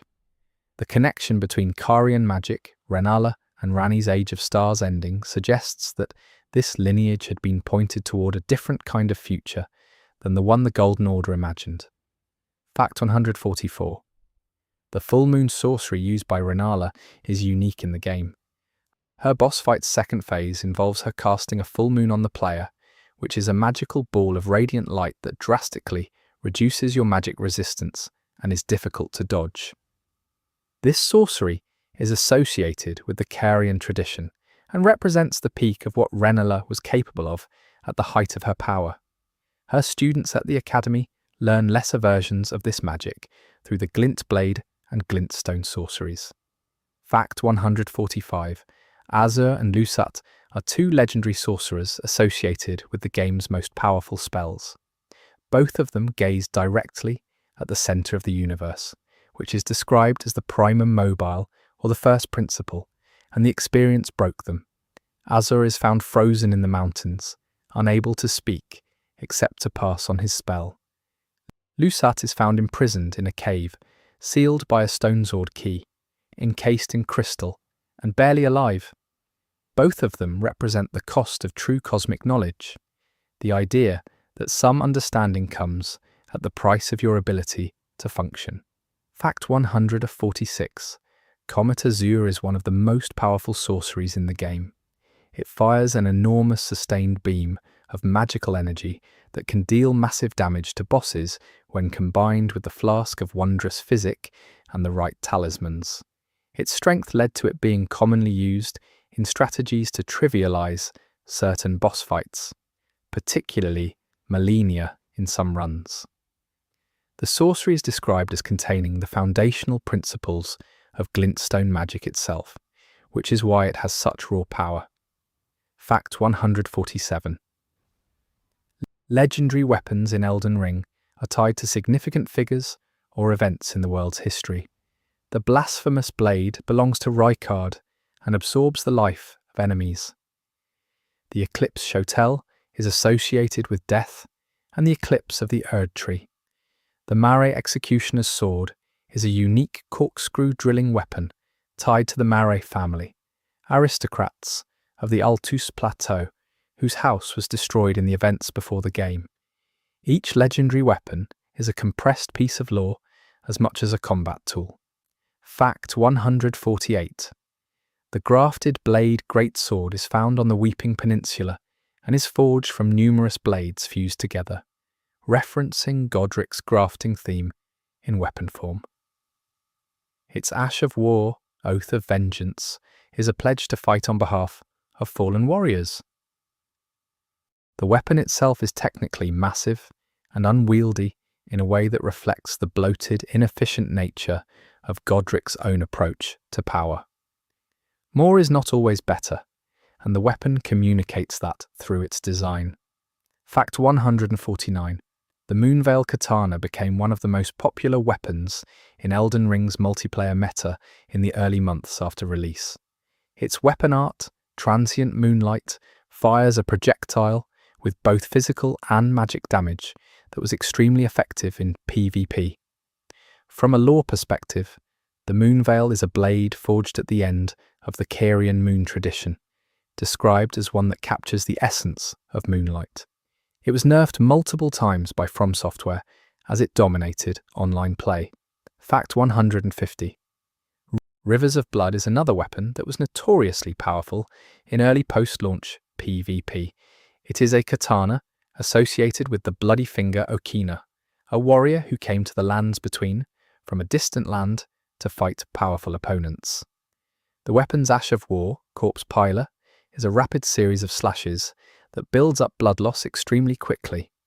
The lore of Okina describes him as having lost his mind to battle lust, a state called the frenzied flame of combat, which is separate from the actual frenzied flame, but suggestive of the same loss of self. Fact 151. The weapon affinity system in Elden Ring allows players to change the damage type and scaling of most weapons by applying different ashes of war. The affinities include options like blood, poison, cold, gravity, sacred, and fire, each of which has both mechanical effects and lore implications. Blood affinity is associated with Mog and the blood-worshipping culture of the Mogwin Palace. Cold affinity is associated with the moon and the Karian tradition. Sacred affinity is associated with the Erd Tree and the Golden Order. Fact 152. Incantations in Elden Ring cover a wide range of traditions. Golden Order incantations are the mainstream, drawing on the power of the Erd Tree and faith. Dragon Communion incantations draw on the power of ancient dragons, transforming the caster or breathing fire. Frenzied Flame incantations draw on the three fingers. Bestial incantations come from Gurranq, the beast clergyman found in the Dragon Barrow, who consumes Deathroot to maintain his sanity. Each category is tied to a specific part of the world's mythology. Fact 153. Gurranq, the beast clergyman, is a massive bestial figure who lives in the bestial sanctum in Dragon Barrow. He asks you to bring him Deathroot in exchange for bestial incantations. Deathroot is a plant that grows from the spreading corruption of Godwyn's body underground. Each piece of Deathroot you bring to Gurranq causes him to become more aggressive and unstable until he attacks you. After calming him, he resumes as normal. The revelation late in the game is that Gurranq is actually Malekith before his transformation, or in some form connected to Malekith, making his behaviour in the sanctum a reflection of the rune of death he is struggling to contain. Fact 154. Malekith the Black Blade is the boss fought in the later stages of crumbling Farum Azula. His fight has two phases. In the first phase, he appears as the Beast Clergyman, a more bestial form. In the second phase, he transforms into Malekith, revealing his true identity and power. His weapon, the Black Blade, carries fragments of the Rune of Death, and his attacks are described as rending the soul. Some of his attacks in the second phase deal damage over time that temporarily reduces your maximum health, a mechanic that communicates the nature of destined death at a mechanical level. Fact 155. The death birds encountered throughout the lands between are described as ill omens that signal death. They appear at night in specific locations and are larger, more powerful versions of the birds seen near catacombs. In the lore, they are connected to an order of death that predates the Golden Order's changes to the natural cycle. Killing them rewards specific incantations. Their connection to Godwyn's spreading influence and to the concept of true death makes them part of the broader web of the death lore in the game. Fact 156. The catacombs scattered throughout the lands between are old burial structures built under the premise that the dead must be properly laid to rest before their souls can return to the Erd Tree. The Golden Order's doctrine holds that death is a return to the Erd Tree, and proper burial rites are meant to facilitate this. When the doctrine is disrupted, as has happened throughout the Shattering, the dead begin to rise as skeletons. Many catacomb bosses are in charge of this rising undead situation in their specific area. Fact 157. The ancestral worshippers are a type of enemy found in Siofra River and Nokron. They are described as people who worshipped the Erd Tree from below before the Golden Order existed, venerated its roots from the underground world. They are tall, thin, and ceremonially dressed, with a presence that feels more sorrowful than aggressive. Their horns and their connection to the Crucible suggest they are among the oldest people in the underground, predating even the Nox civilization. Fact 158. Nokron Eternal City is structurally identical to Leyndell in several design elements, including its towers and general architectural style. This was an intentional choice by the developers, who wanted to suggest a visual connection between the underground city and the surface capital. One reading is that Nokron was either built in imitation of Leyndell, or that Leyndell was built in imitation of what Nokron once was. The mirroring creates a visual argument about the relationship between the surface world and the underground world that the game never fully explains. Fact 159. The Mimic Tear is one of the most interesting enemies and spirit summons in Elden Ring. It is a creature made of silver tears, a substance associated with the Nox that can take the form of the player character, copying their equipment, attacks and abilities. As a boss, you fight a copy of yourself. As a spirit summon, it is one of the strongest available. The lore of the Mimic Tear describes it as a creature that desires a soul and attempts to approximate one by perfectly imitating those it encounters. Fact 160. The Fingerslayer blade is an ancient weapon described as being capable of harming the two fingers. It was made by the Nox during their exile specifically for the purpose of striking back at the Greater Will by killing its intermediaries. The fact that such a weapon exists at all is a statement about the depth of the Nox's resentment toward the Greater Will. Ranni needs this weapon as part of her questline, which connects the Nox's ancient grievance to Ranni's modern rebellion against the Greater Will's order. Fact 161. The Silver Tears are a liquid material found throughout Nokron and Nokstella, the two eternal cities. They can take many forms, appearing as pools, creatures, or even humanoid shapes. The Mimic Tear is made from this material. So is the Crucible of Silver found in Nokstella. One reading of the Silver Tears is that they are the substance from which the Nox crafted life, or attempted to, as part of their efforts to create their own version of the Erdtree's divine order. This connects the Silver Tears to the broader theme of people trying to replicate or replace divine power. Fact 162. The Raya Lucaria Academy's Great Rune belongs to Rennala, but does not function as a traditional Great Rune. In the game's mechanics, Rennala's Great Rune is used to respect the player's stats, rather than providing a power buff. This is thematically appropriate, because Rennala's obsession with rebirth and recreation makes the idea of remaking yourself fit her character perfectly. The Great Rune becomes a character-defining mechanic that reflects its holder's nature. Fact 163. Each of the main demigods holds a Great Rune, a shattered piece of the Elden Ring. When activated at the appropriate divine tower, a Great Rune enhances the player's stats in specific ways. Godric's Great Rune boosts all attributes. Radun's boosts maximum HP, FP, and stamina. Mohg's Great Rune boosts Phantom Great Runes in multiplayer. Malenia's Great Rune causes both the player and enemies to regenerate health on hit. Each rune reflects the nature of the demigod who held it. Fact 164.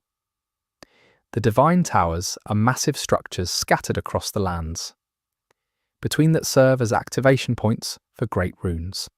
They are described as being connected to the Erdtree through hidden channels, and activating a Great Rune there essentially channels the Erdtree's power through it.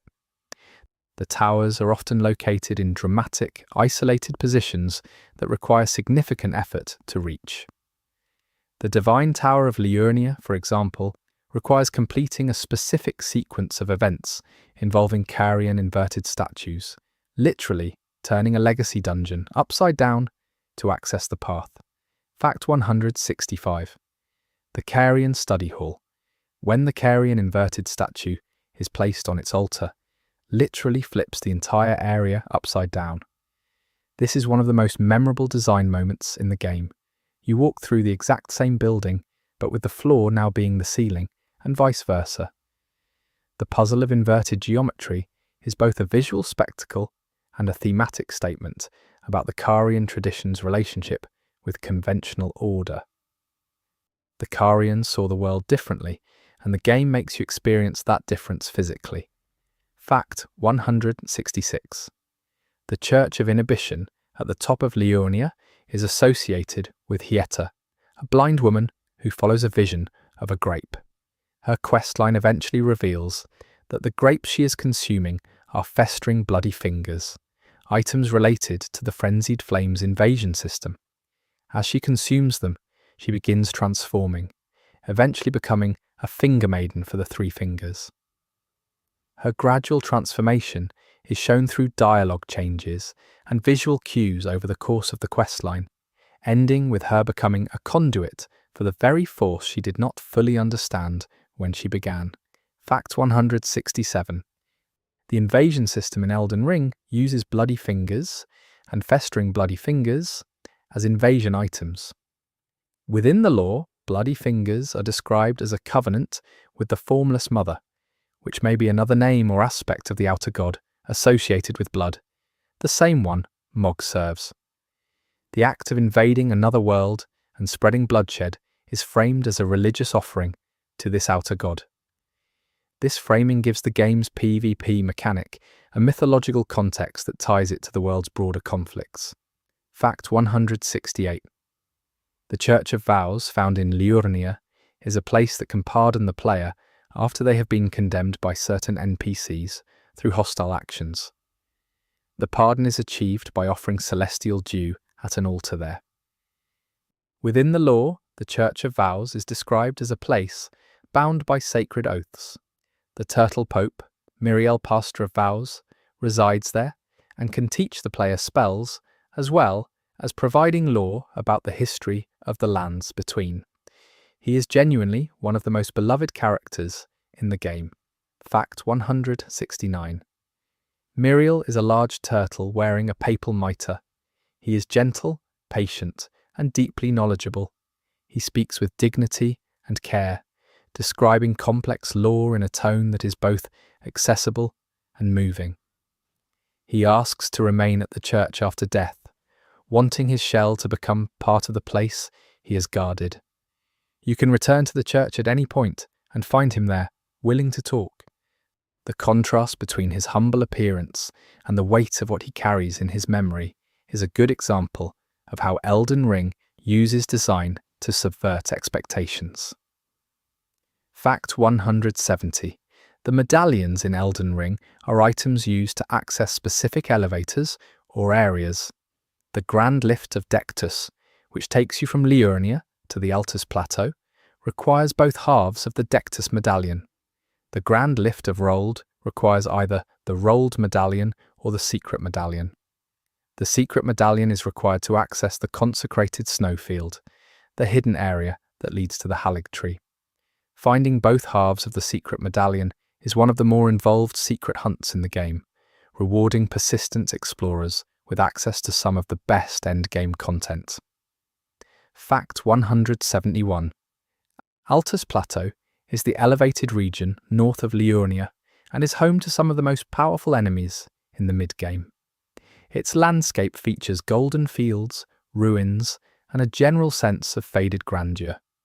The Altus Plateau was likely more heavily populated and cultured before the shattering. The Erd tree stands particularly visible from here, and the sense that you're approaching something significant is strong throughout this region. Fact 172. Mount Gelmir is the volcanic region to the northwest of Altus Plateau. It is filled with rivers of lava, poisonous swamps, and enemies connected to Rykard's forces.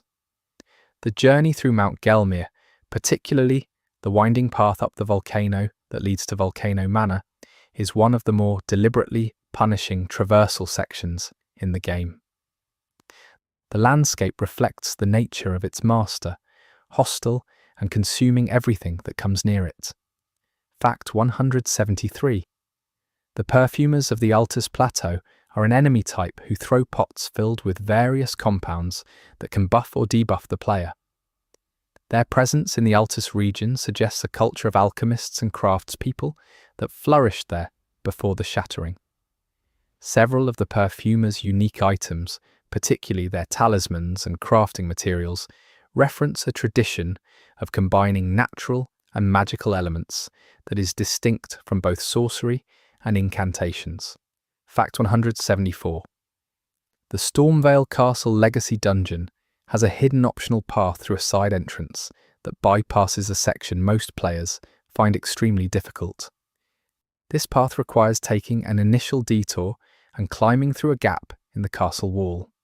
Most players who know about it recommend it as the better approach. The existence of this alternative path is a microcosm of Elden Ring's overall design philosophy. The straightforward path is never the only one, and observation and exploration are always rewarded. Fact 175. The Godskins are enemies found throughout the later portions of the game in specific locations. The Godskin Apostle and the Godskin Noble are two types who appear independently and together in a double boss fight in Farum Azula. They are described as an ancient order that once hunted gods on behalf of the Glomide Queen, wielding destined death. After the Glomide Queen was defeated by Marika, the Godskins lost their purpose and became a roaming order of nihilistic destroyers.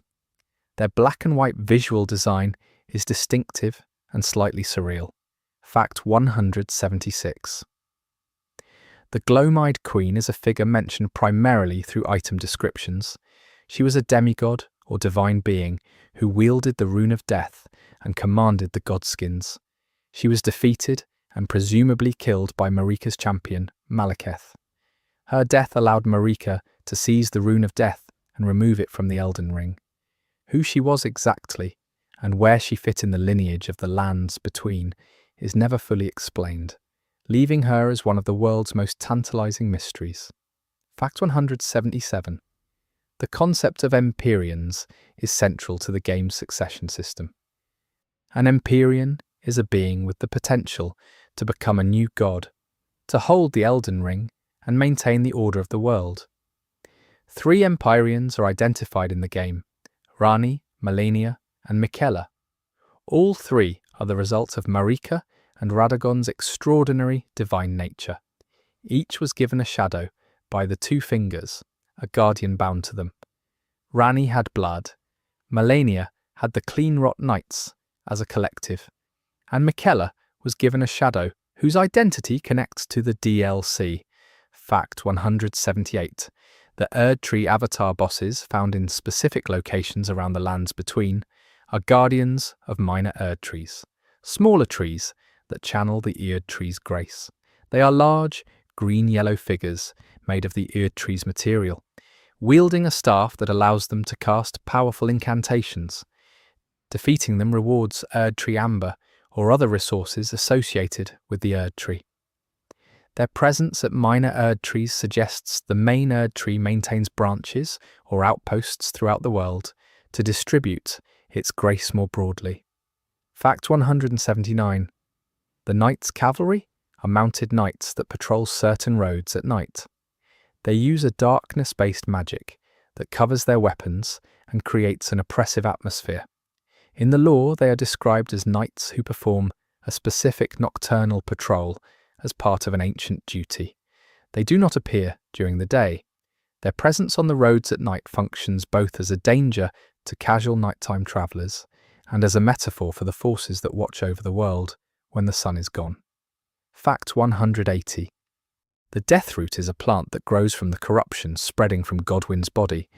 It is described as the root of undeath, a physical manifestation of the disruption to the natural cycle of death caused by Godwyn's unique state. Gurranq consumes it to suppress its influence, though this consumption slowly drives him mad. Finding and collecting Deathroot requires venturing into specific catacombs and confronting specific boss enemies, making the process of gathering it a journey through the game's underworld mythology. Fact 181. Margit's Shackle is an early game item that can briefly stagger Margit during the boss fight. Most players who find it do not necessarily realise it can be used during the fight itself, assuming it is just a curiosity. This is intentional. The game frequently gives you tools and expects you to figure out how to use them. Items that appear to be collectibles or lore pieces often have practical applications. This design philosophy encourages careful reading of item descriptions. Fact 182. The Spirit Spring jumps, the large columns of wind that send Torrent and the player high into the air are scattered throughout the lands between and allow access to elevated areas that would otherwise require long detours. Their presence is never explained in the lore. They exist as a world-building element that suggests natural or magical phenomena of the landscape, while also functioning as a traversal tool. Some of the most rewarding items and locations in the game are only reachable via spirit springs. Fact 183. The weather system in Elden Ring changes dynamically in some areas. Limgrave can be overcast and rainy. The Altus Plateau can be bathed in golden afternoon light. The mountaintops are perpetually harsh and stormy. These weather conditions are not random. They are set dressings that reinforce the atmosphere of each region. The storms around crumbling Farum Azula are described as an eternal tempest, suggesting the area exists in a state of permanent atmospheric crisis. Fact 184. Caelid is widely considered the most visually disturbing region in the game. The skies are permanent red-orange. The ground is cracked and infected with scarlet rot. The trees are diseased. The creatures there have been transformed by the rot into grotesque forms. The Caelid invasion in the early game, where the player character can be transported there through a trap chest in dragon-burnt ruins, is one of the most effective shock moments in recent gaming, dropping unprepared players into a nightmare region they are completely underprepared for. Fact 185. The trap chest in dragon-burnt ruins that sends you to Celia Crystal Tunnel is a direct callback to a similar trap in Dark Souls. In that game, a chest in the Undead Burg teleports you to a late-game prison area. From Software seems to enjoy teaching players that chests in conspicuous, open areas are suspicious. The lesson, once learned, makes exploration simultaneously more cautious and more rewarding when the player eventually opens a chest in a suspicious location and finds it is not a trap. Fact 186. The Celia Crystal Tunnel in Caelid, the destination of the trap chest, is a mid to high level area filled with crystalline enemies that deal heavy magic damage. Being sent there at level 10 is effectively impossible, but there is a grace point near the entrance, and many players learn to simply run to the site of grace, rest, and return to their intended area from there. It teaches the lesson of strategic retreat and the usefulness of knowing where you are, even if you cannot fight your way out yet. Fact 187.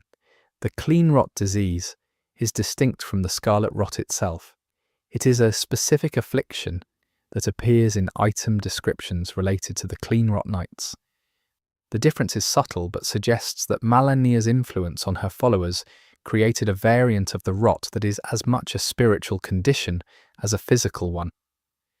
The willingness to take on the rot as a form of devotion is reflected in how the clean rot knights fight, with attacks that spread the rot on contact and a general fearlessness about their own degradation.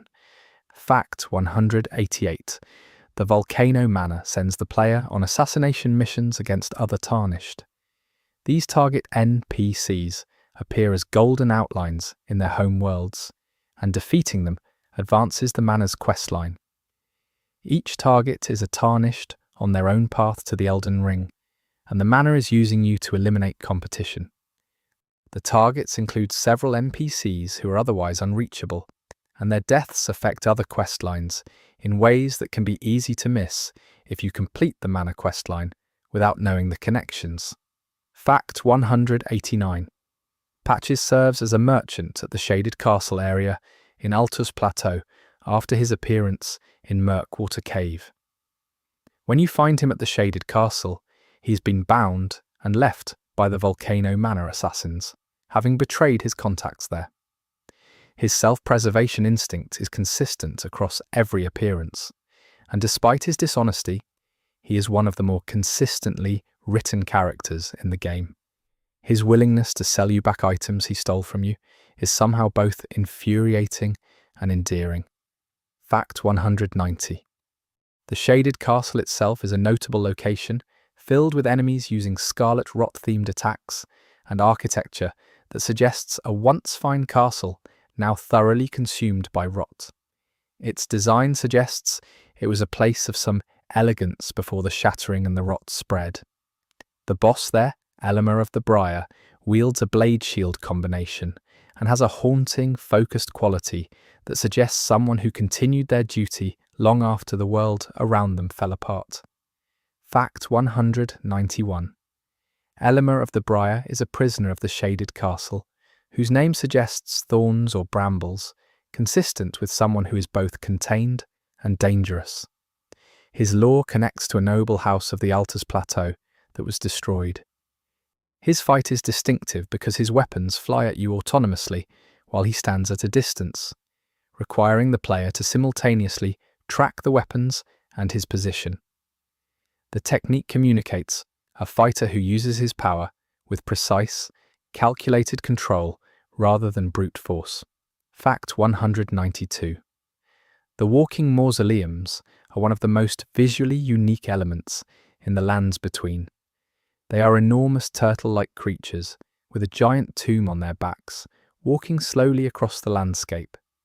By attacking their white spots, you can bring them to a halt and enter the mausoleum on their back, where you can duplicate boss remembrances. This mechanic rewards players who pay attention to these strange landmarks and investigate them rather than simply riding past. Fact 193.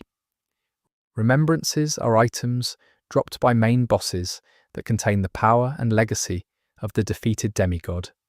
They can be converted into boss weapons, spells, or ashes of war by the finger reader Enia at the Round Table Hold.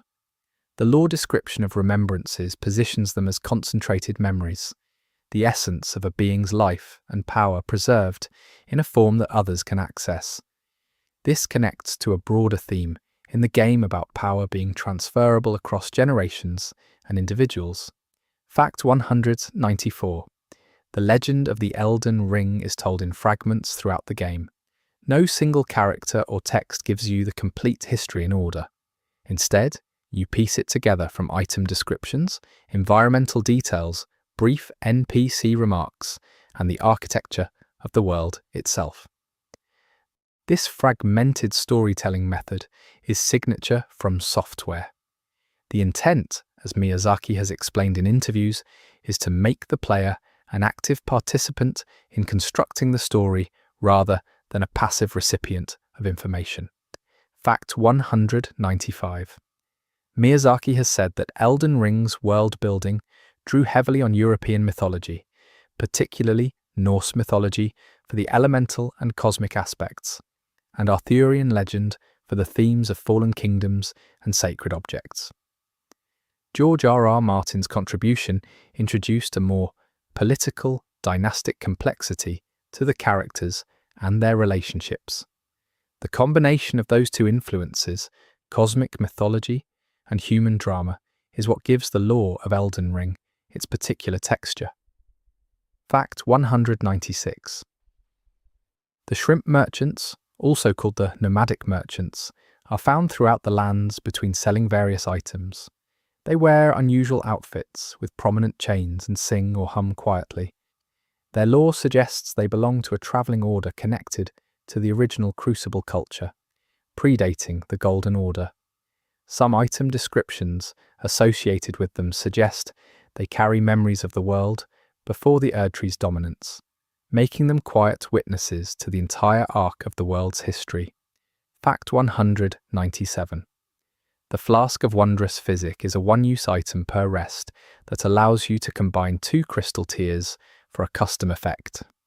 Crystal tears are found throughout the world, often near minor Erdtrees or in special locations. The combinations available range from massive health restoration to power boosts for specific damage types to full refills of FP. Within the lore, the flask and the crystal tears represent the concentrated essence of the Erdtree's minor manifestations, a portable form of the grace that flows through the world. Fact 198.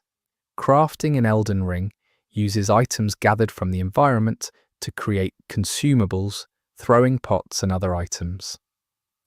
The cookbook system, where new recipes are found in specific locations or dropped by enemies, reflects a kind of accumulated knowledge pass through written records. Some cookbooks are described as belonging to specific traditions, like the Missionary's Cookbook, associated with the Golden Order's evangelical missions. The crafting system connects the player to the world's ecosystem in a practical way. Fact 199. The bell-bearing system allows the player to take specific items to the twin maiden husks at the round table hold to permanently unlock certain items for purchase. The twin maiden husks are described as the dried husks of former maidens who still serve their function through residual power. Their existence as functional husks rather than living beings is quietly disturbing, but it fits the game's theme of service, continuing past the point of personal survival. Fact 200. The isolated merchant questlines, insofar as they exist, are some of the most solitary and melancholy content in the game. Certain merchants are found in extremely isolated locations, some of them clearly having been there for a very long time, removed from the flow of the world. They continue selling their goods to anyone who passes. The persistence of commerce in a dying world is a small detail that says something about how people hold on to routine, even as everything around them collapses. Fact 201. Torrent cannot enter certain underground areas or indoor locations, which is both a practical gameplay limitation and one that the game acknowledges through the world design. In dense, tight spaces, having a horse would make little sense. But in the open underground areas like Siofra River, the absence of torrent creates a different feeling of vulnerability. You're slower and smaller without your mount, and the underground areas emphasize this by being much larger in scale relative to the player character. Fact 202. The Elden Ring's mechanics for death are intentional reflections of the lore. When you die, you lose your runes and must retrieve them. The runes function as a form of currency and experience, and their connection to the Elden Ring's shattered pieces is not incidental. The great runes are large pieces. The small runes you collect are also fragments of the same broken divine order. Everything in the economy of the game, experience, currency, power, is tied to the same broken divine object at the center of the story. Fact 203. Liurnia of the Lakes is a vast, flooded region where most of the land has sunk and the old towns and roads are partially submerged. The reason for the flooding is connected to the Academy of Raya Lucaria and the magical disturbances of the shattering. Various ruins and structures protrude from the water. An exploration of the shallow lake on Torrent is one of the more serene experiences in the game, despite the threats present. The visual design of Liurnia, with its mist and pale light, is among the most atmospheric in the world. Fact 204. The village of the Albinaurics, found in southern Liurnia, is a ruined settlement where the Albinauric people once lived. Albinaurics are described as artificial people, created through a sorcerous process. There are two generations of Albinauric. The first generation appears as pale, frog-like beings. The second generation appears more human. Both were created by the Academy sorcerers, and both have been subjected to violence and persecution. Their lives in the lands between are a quiet portrait of a created underclass. Fact 205. Albus is an old Albinauric, found hidden as a pot in the village of the Albinaurics. He passes on half of the secret medallion before dying. His decision to disguise himself as a pot, blending into the environment to avoid the soldiers hunting him, is one of the more heartbreaking small moments in the game. He has no dramatic music or cutscene. He simply hands you something important and dies. The casualness of his death in the context of a larger massacre makes it feel more real than a more theatrical moment might. Fact 206. The fingerprint stone shield is a late-game great shield associated with the Dung Eater. It has fingerprint patterns across its surface, connecting it to the finger imagery used throughout the game. The game uses fingerprint imagery to represent the mark of the divine or the touch of a god. The fact that this imagery appears on the Dung Eater's shield creates a deeply unsettling implication about what or who the Dung Eater may ultimately be in service of, even if unintentionally. Fact 207. Astel, natural born of the void, is a boss found in the underground areas, and again in a larger version called Astel, Stars of Darkness, in the consecrated snowfield. Astel is described as a meteorite, a creature that fell from space and carries the essence of the void. It has a strange anatomy, insectoid but cosmic, and its attacks involve teleportation and star-based powers. The existence of Astel points toward the idea that the cosmos, beyond the lands between, contains its own entities that can fall into the world unbidden. Fact 208. The natural born of the void's fight ends with a specific animation where the creature's body dissolves into stars. This visual callback to cosmic imagery at the moment of death reinforces that Astel is not simply a creature, but a piece of outer space made material. The music during the Astel fight is deliberately otherworldly, using sounds that feel outside the usual musical language of the game. The audio design team at From Software treated Astel as genuinely alien rather than simply monstrous. Fact 209. A Lecto, Black Knife ringleader, is found at the Black Knife Catacombs in Liurnia. She is one of the Black Knife assassins and wears their distinctive armor. Her fight requires approaching her while managing her rapid, aggressive attacks and her Scarlet Rot-adjacent darkness power. Defeating her drops the Black Knife armor set, which has a unique visual that makes the player character nearly invisible in darkness, connecting the visual design of the armor to its owner's specialty of operating unseen. Fact 210. The sewer dungeons beneath Lendl are one of the more disturbing areas in the game. They are filled with grafted creatures, waste, and the remnants of the city's hidden underworld. The Dung Eater is found imprisoned in a section of these sewers, and the lore around this underground space suggests that Lendl has long maintained a hidden, ugly underside beneath its golden exterior. The contrast between the opulence above and the horror below is intentional commentary on the Golden Order's nature. Fact 211. The omen creatures encountered in the sewers of Leyendell are described as omens, who were imprisoned rather than killed because killing them outright was complicated by their divine heritage. The practice of imprisoning rather than executing people who are inconvenient or threatening to the social order is consistent with how the Golden Order handles most things it cannot fully control. Morgoth and Morg were themselves imprisoned underground. The omen population beneath the capital mirrors their fate at a systemic level. Fact 212. The grafted victims throughout Stormvale Castle are non-aggressive enemies who wander slowly and make distressed sounds. They have extra limbs grafted onto them by Godric. They do not attack you unless you strike them first.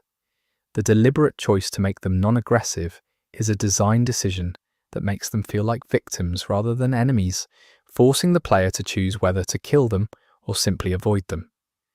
Their presence makes the horror of Godric's practice feel tangible rather than abstract.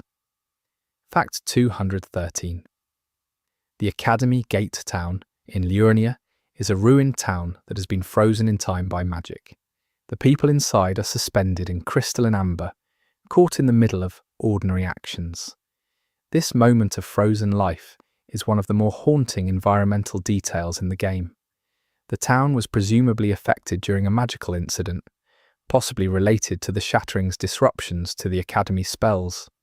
The image of people frozen mid-motion communicates violence through stillness. Fact 214. The minor Erd trees scattered across the lands between are smaller manifestations of the main Erd tree. They are golden and luminous and are often surrounded by natural beauty even in otherwise harsh areas. Defeating the Erd tree avatar, guarding each one, rewards a crystal tear used in the wondrous physic. The presence of minor Erd trees suggests the Erd tree extends its influence throughout the world through these smaller nodes, maintaining grace even in regions far from Leyendell. Fact 215. The Siofra River. Well, the entrance to the first underground area is presented as a site of grace leading downward through an elevator into the earth. The transition from the surface to the underground world is dramatic both visually and tonally. The sky disappears, the trees are replaced by glowing mushrooms and erdtree roots. The scale of the area is vastly larger than expected. The moment of emerging into Siofra River for the first time is consistently cited by players as one of the most memorable discovery moments in the game. Fact 216. The Kindred of Rot are small, insect-like creatures found in areas connected to the Scarlet Rot. They are described as born from the rot and completely devoted to it. Their behaviour is more scavenging than aggressive in some contexts, but they attack in large groups and can quickly overwhelm unprepared players. Their connection to the outer god of rot suggests they are a natural product of its influence, creatures that emerge wherever the rot has a strong enough foothold. Fact 217. The putrid crystallians are a variant of the crystallians found in areas connected to Scarlet Rot. Crystallians are described as constructs made of magical crystalline material that resembles glintstone but is not quite the same. Their bodies are described as having no soul or inner life, existing purely as crystalline forms animated by magical energy. The putrid crystallian variant incorporates rot into this structure, creating something that is simultaneously lifeless and infected by a spreading organic disease. Fact 218. The Ainsel River underground area is connected to Ranni's questline in a specific way.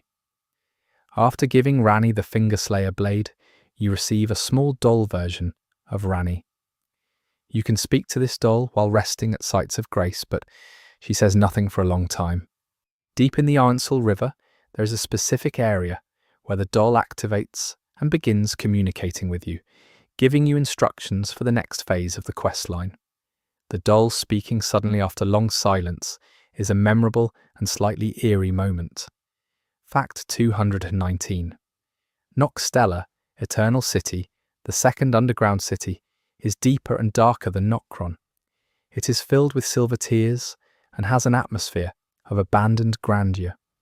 The Nox built it as a permanent home after being exiled from the surface, and the scale of it suggests they were a significant civilization rather than a small refugee community. The lunar path, the astronomical imagery throughout Nokstella, suggests the Nox maintained their interest in the sky, even underground, and oriented their entire civilization around the stars they had lost. Fact 220. Blade's armor set, collectible after his questline ends, is one of the most popular cosmetic choices in the game. His half-wolf appearance, with a black wolf mask that merges with his natural features, is visually distinctive and gives the player character a striking appearance. The armor set's lore confirms his nature as a shadow, a being created and bound by the two fingers specifically to serve an Empyrean. His fate in wearing that form for eternity, even after the Empyrean he served rejected the force that created him, is built into the design of the armor itself. Fact 221. The Evergales are special containment structures found throughout the lands between.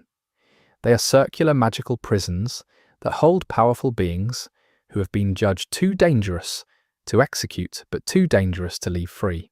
Each Evergale contains a unique boss, and accessing them requires a specific item called a stone sword key, or in some cases a special medallion.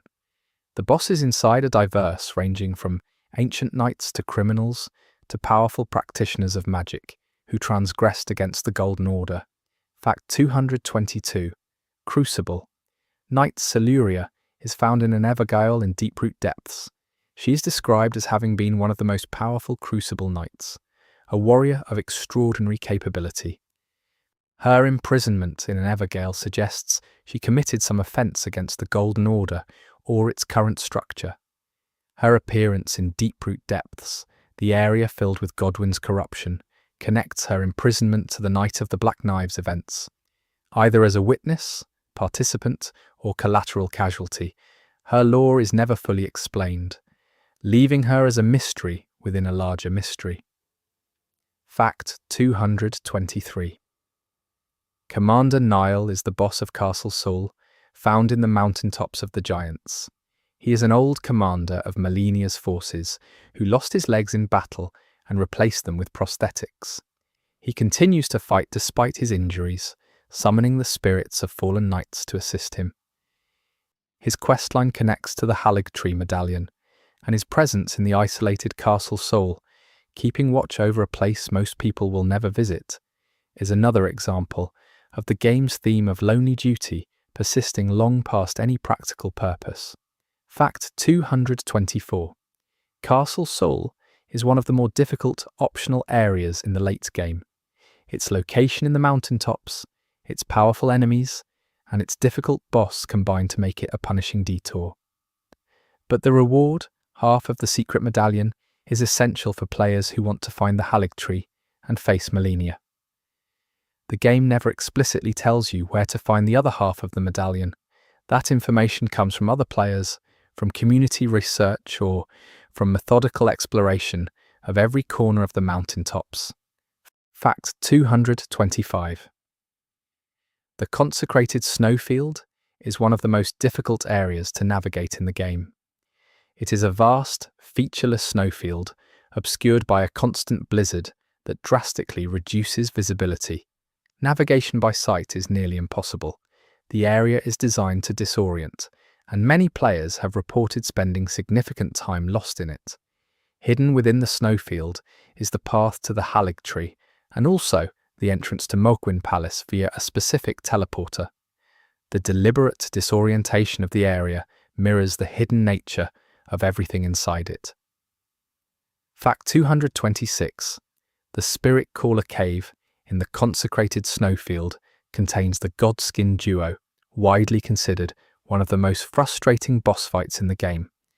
The fight involves simultaneously battling both the Godskin Apostle and the Godskin Noble, each of which has its own health bar, but with a shared health pool that governs when the fight ends. One of them can be killed multiple times in the same fight, while the other remains alive.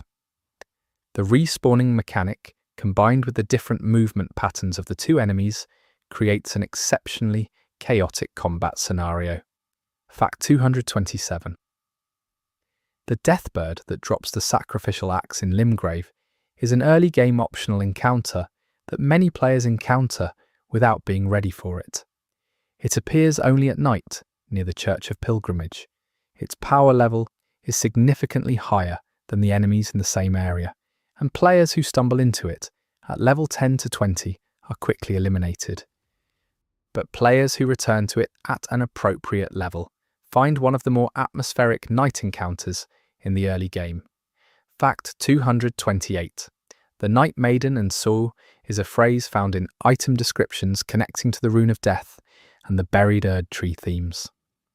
The Night Maiden refers to the death goddess figures who appear in several item descriptions, connecting the game's mythology to a feminine principle of death and transition. This imagery runs parallel to the Black Knife Assassins, to fear, and to the broader concept of death as something that requires a specific kind of intermediary rather than simply happening on its own. Fact 229. The Erd Tree Burial. Watchdogs are boss enemies found in various catacombs throughout the game. They are described as ancient guardians created to protect burial sites and facilitate the return of souls to the Erd Tree.